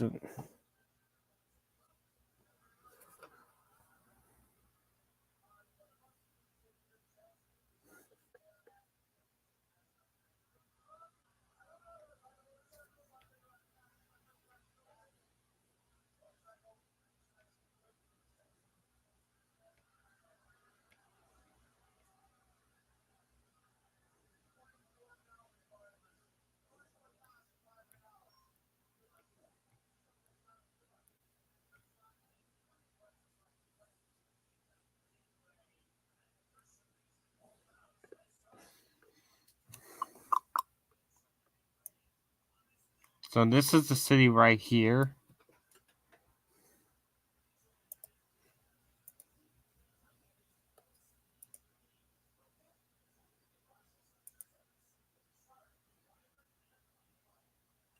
Jeez, man. 130 votes now separates the race in Kansas too.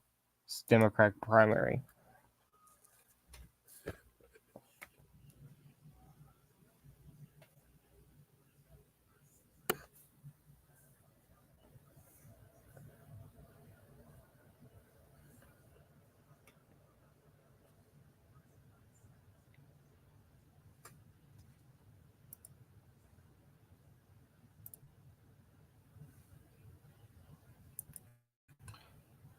Back to this. 145 for Slotkin. Republicans 169. More Republican votes are coming in, but Democrats Democratic margin. Democratic.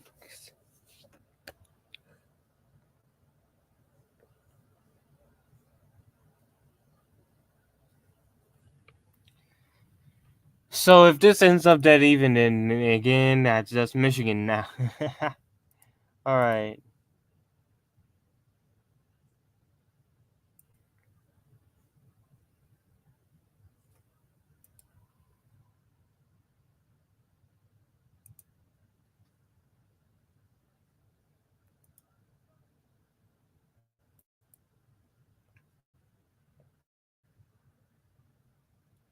And Kehoe's taking this lead in Kansas City.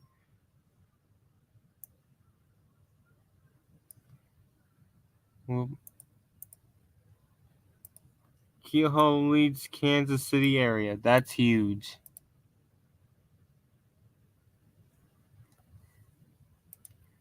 He now basically leads all of this. That's basically game wrapped. 93,000 to 69. Yeah, I think it's basically game wrapped up here in Missouri's governor and primaries.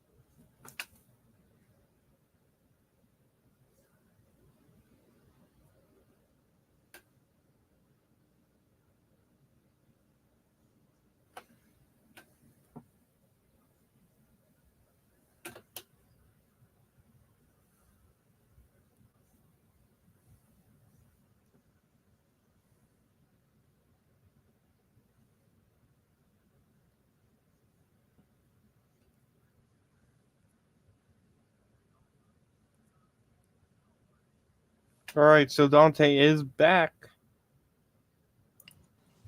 Unfortunately. All right. Hello. All right, so what's going on now with Bush? What's Oh, we just got more results. It was a good batch for Bell.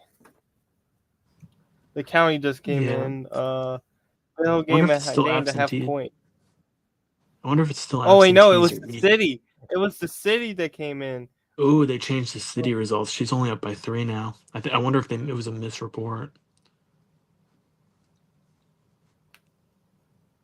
Ooh. She's definitely still winning in the election day votes because she took the lead there, but it's quite a bit closer.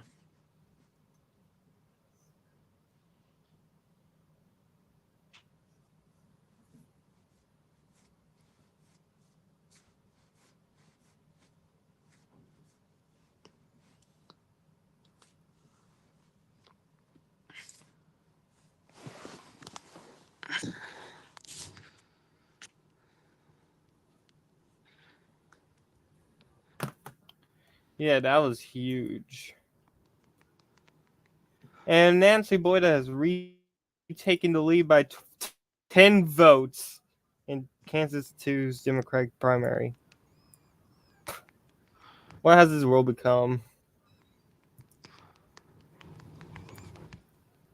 21,000 votes.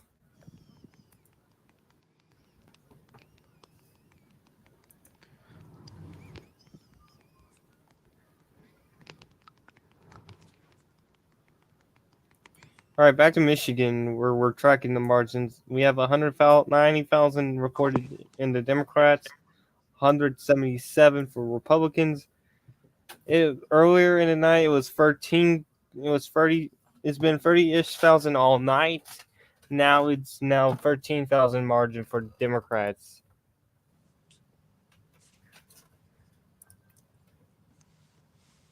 And we got a call. Hillary Shelton, unsurprisingly, wins renomination here. Uh, yeah, unsurprisingly. All right, we have no results yet from Muskogee. Well, no results yet in Muskegon. Sorry, Muskegon. Nothing yet there for Republicans. Even though we got votes from Ottawa, which put this race within 40 votes, and that's pretty damn close.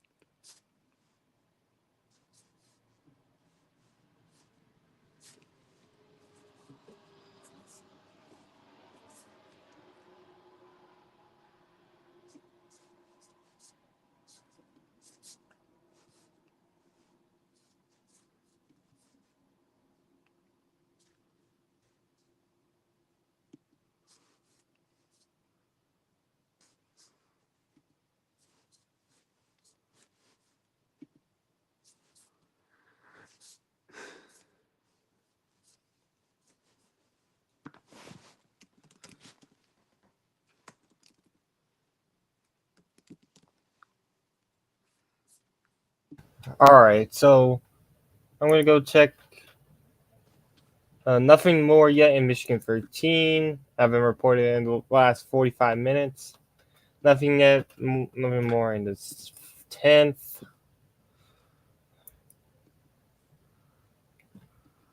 Oh, we got some more votes here in Kansas free, but didn't really do much to the margins. Yeah, it doesn't really do much.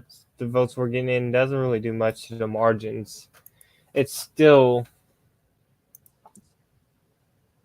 100% in Anderson, 88% in Franklin, 83% in Miami. Yeah, she's doing better down there, but he's doing better right here in the urban.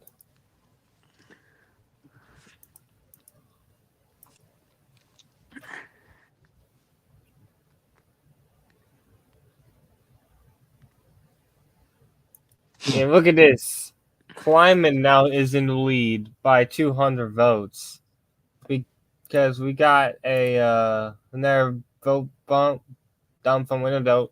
It's now basically 100% in. Um, so it's only a matter of time before the rest of this rural area comes in for Boyda. So I think that's about it for him.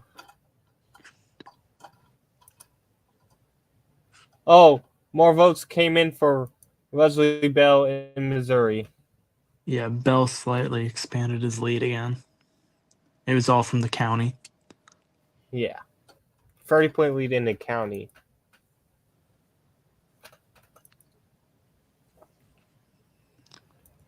Yeah, I think we're about to get some calls in the governor's primaries because,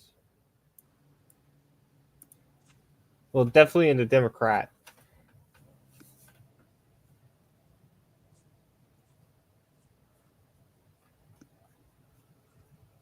Kehoe's the lieutenant governor, right?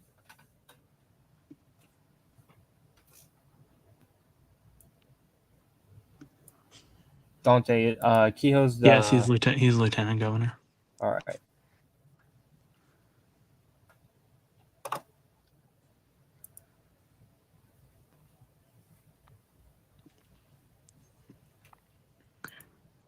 152 for Slockin. 179, 194.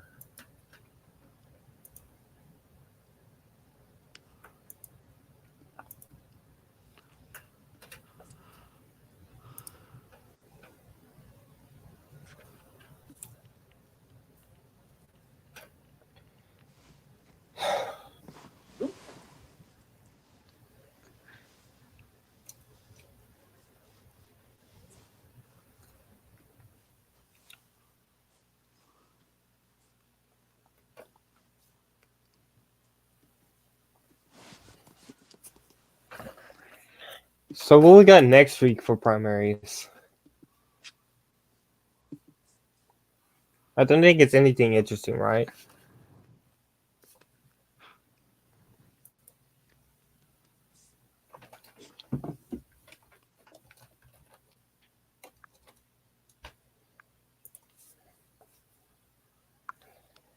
Okay, we're at August 6th. On Saturday, we got Hawaii. There's literally nothing interesting there. And then August, oh, yeah, we got a buttload of primaries on this time next week. We got Connecticut, Minnesota, South Dakota, Vermont, and Wisconsin. And then the 20th, we got Alaska, Florida, and Wyoming.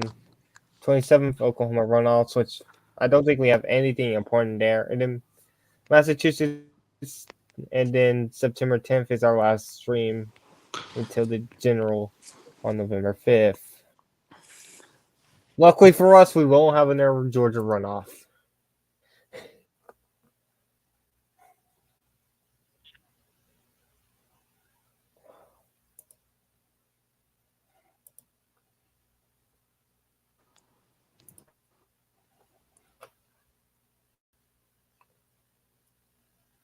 Yeah, like I said, now it was a matter of time. Boyda now leads by 88 votes.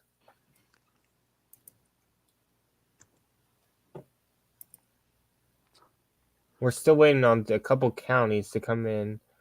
Expect them to go to Boyda. Because right here, that is Winnebago County. That's 100% in, so that's done counting.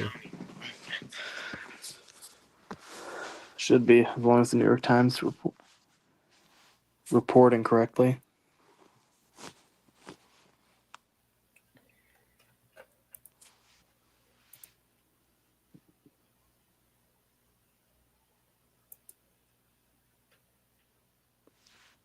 Okay, we got results in Michigan free. It's on Muskegon County. We got Hudson leads 52-48 early.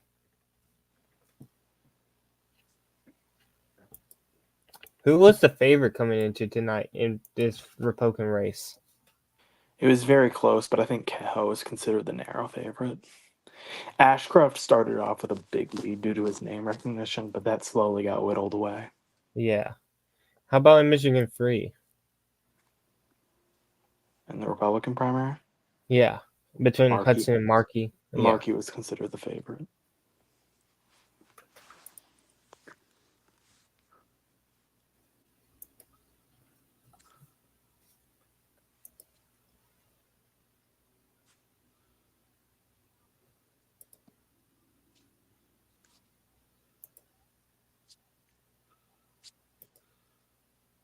Man, these votes, these states are infamously slow. God damn.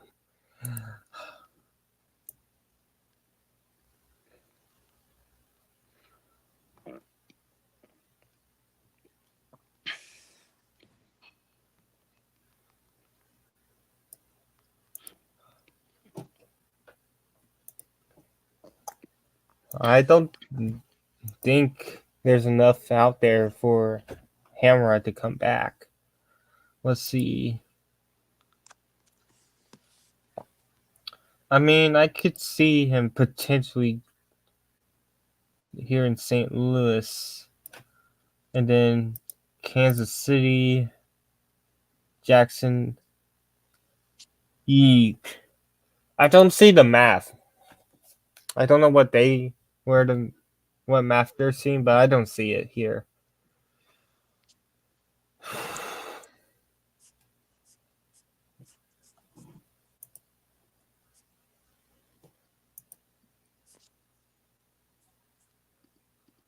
Yeah, boy, this lead is starting to grow even more. See, now leads by 111 votes. Going to be close, but I think she's gonna narrowly eke this one out. And look at that. It's just on the cusp, right on the cusp of recount range. And if it has to be 0.5, it's at 0.5 now.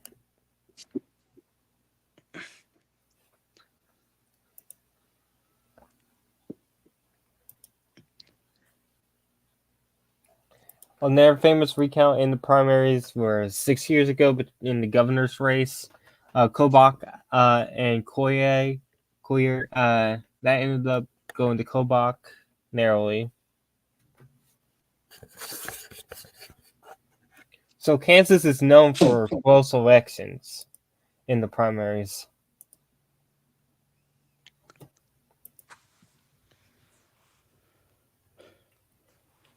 All right, so Michigan update. It's 204,000 for the Democrats, 199,000 for the Republicans. So the Republicans have closed the gap very quickly here in Michigan. But again, I don't think independents could vote.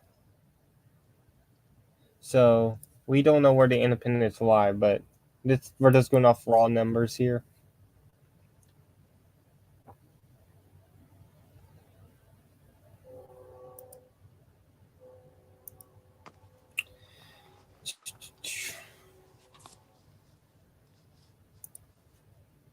Oh, we got results in Michigan 10. Um, Still 20 points between the two frontrunners here. What's the appropriate rating for this seat right now, Dante? Michigan 10. Yeah, Um, I think toss up, right? Because I Democrats are spending here this time. I had it rated as tilt Republican in my no toss-ups map. All right.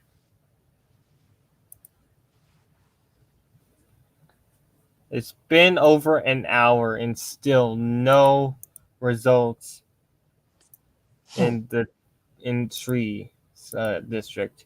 It's still 65, 14, 12 for the numbers.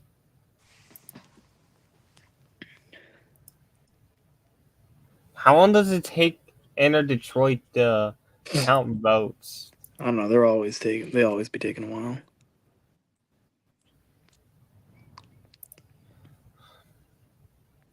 Wayne County as a whole is only 300 votes. Oh, uh, reporting error here Where? in Kansas free. That has to be a reporting error because if it's if it's a hundred if it's this, why not get a call?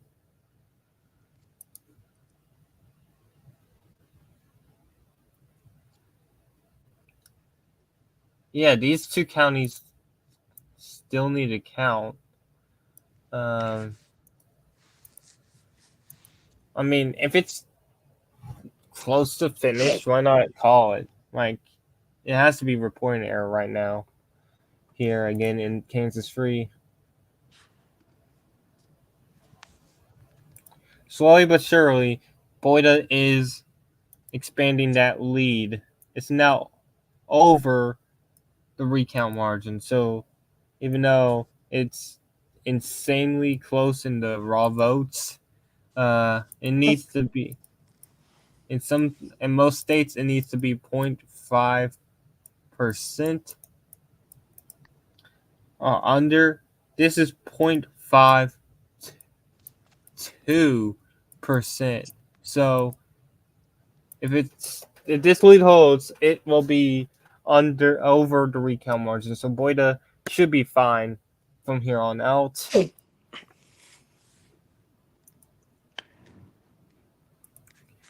All right, half the vote is in Missouri, governor. 129 to 99 is the closest margins, and it's now 133 to 100. So we should be getting a call pretty soon in this one. Uh, we should have already gotten a call in this race right here, but again, reporting taking a bit.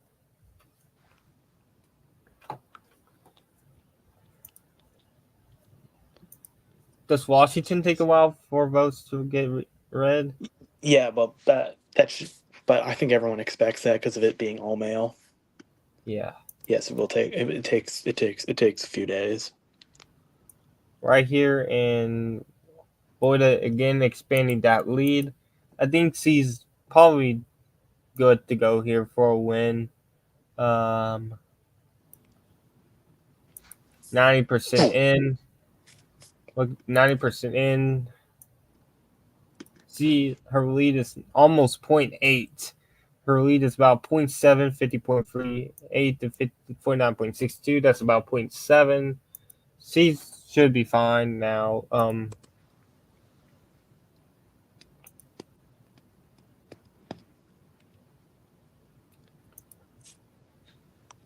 What's going on with that Central Missouri seat?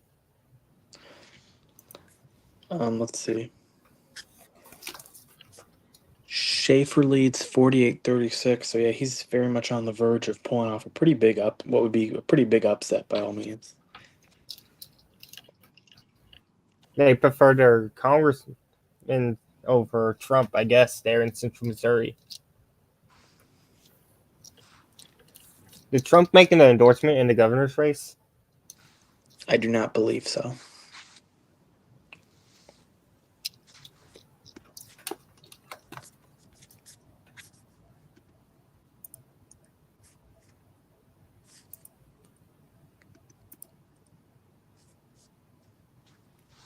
All right, we got more results here in Michigan Free.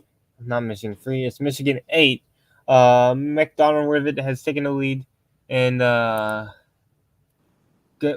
Genesee County C leads by a handful of votes. This district is counting very slow. The counting hasn't really started in Michigan 13. Michigan 10. Again, the voting counting taking a while here. They're, the top two candidates is a 20-point margin.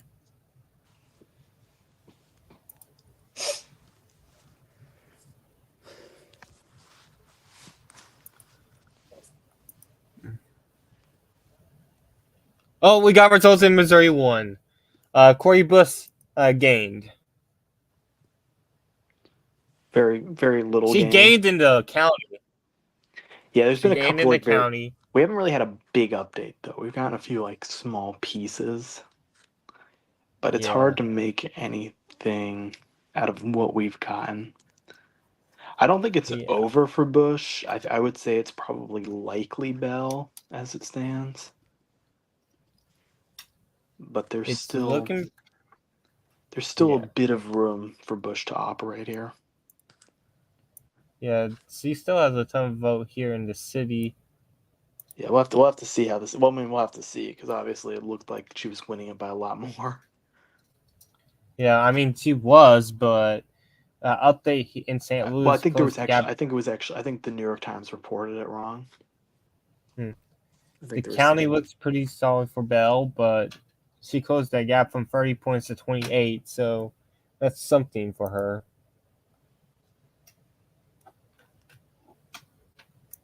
Again, that's pretty good. She has room. I can see the math here for her with just only just half of the votes in. So he has pretty decent chance of maybe pulling up the comeback.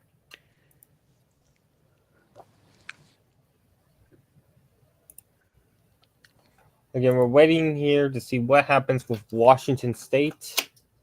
Um,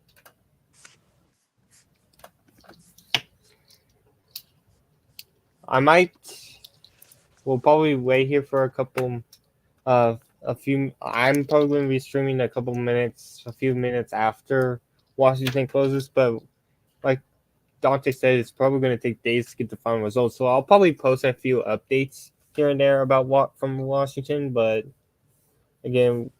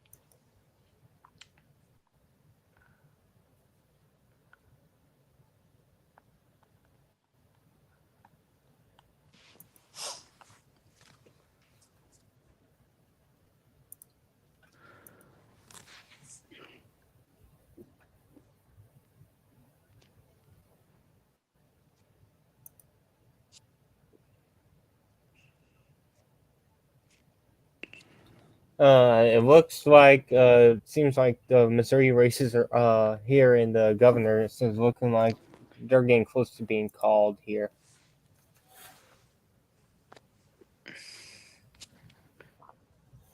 Is Dave working today?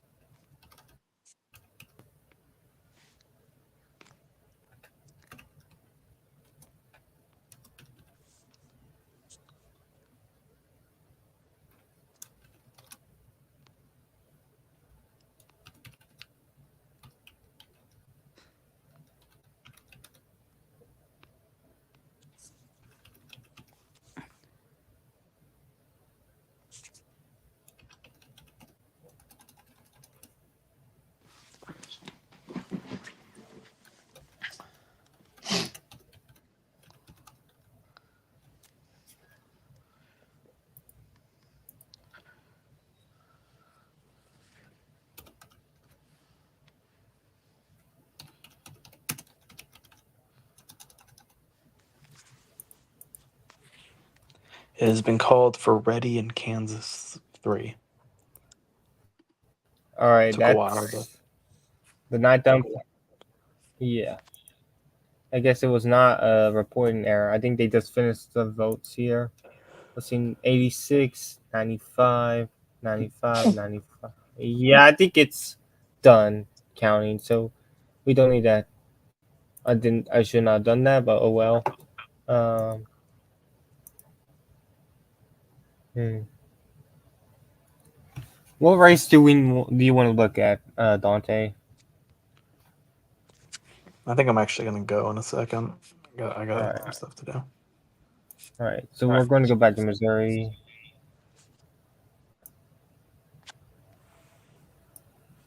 Mm, 50%, 31.5.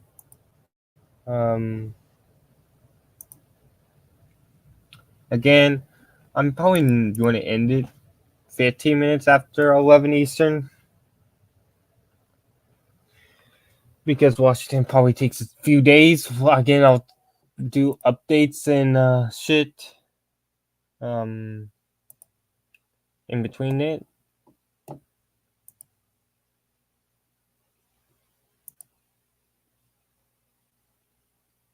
Yeah, this is Nancy Boyd just took an insanely big lead here.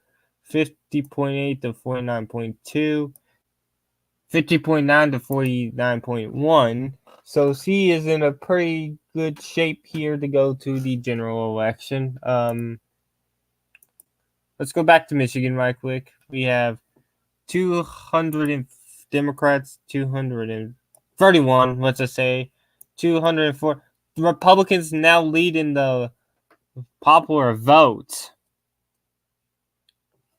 But for Slotkins, he has a lead of about, Rogers has 155, 182. That's 27,000 votes.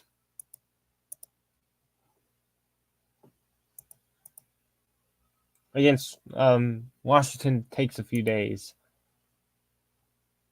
And Markey just took the lead in Michigan's third.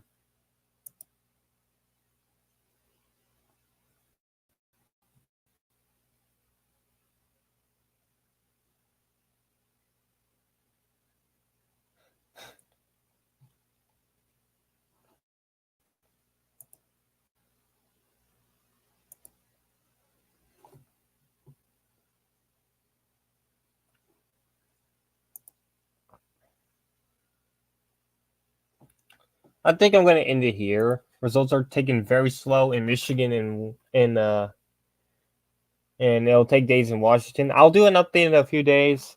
Thank you guys for watching our stream. I'm bored, so I'll keep Michigan and Wisconsin up.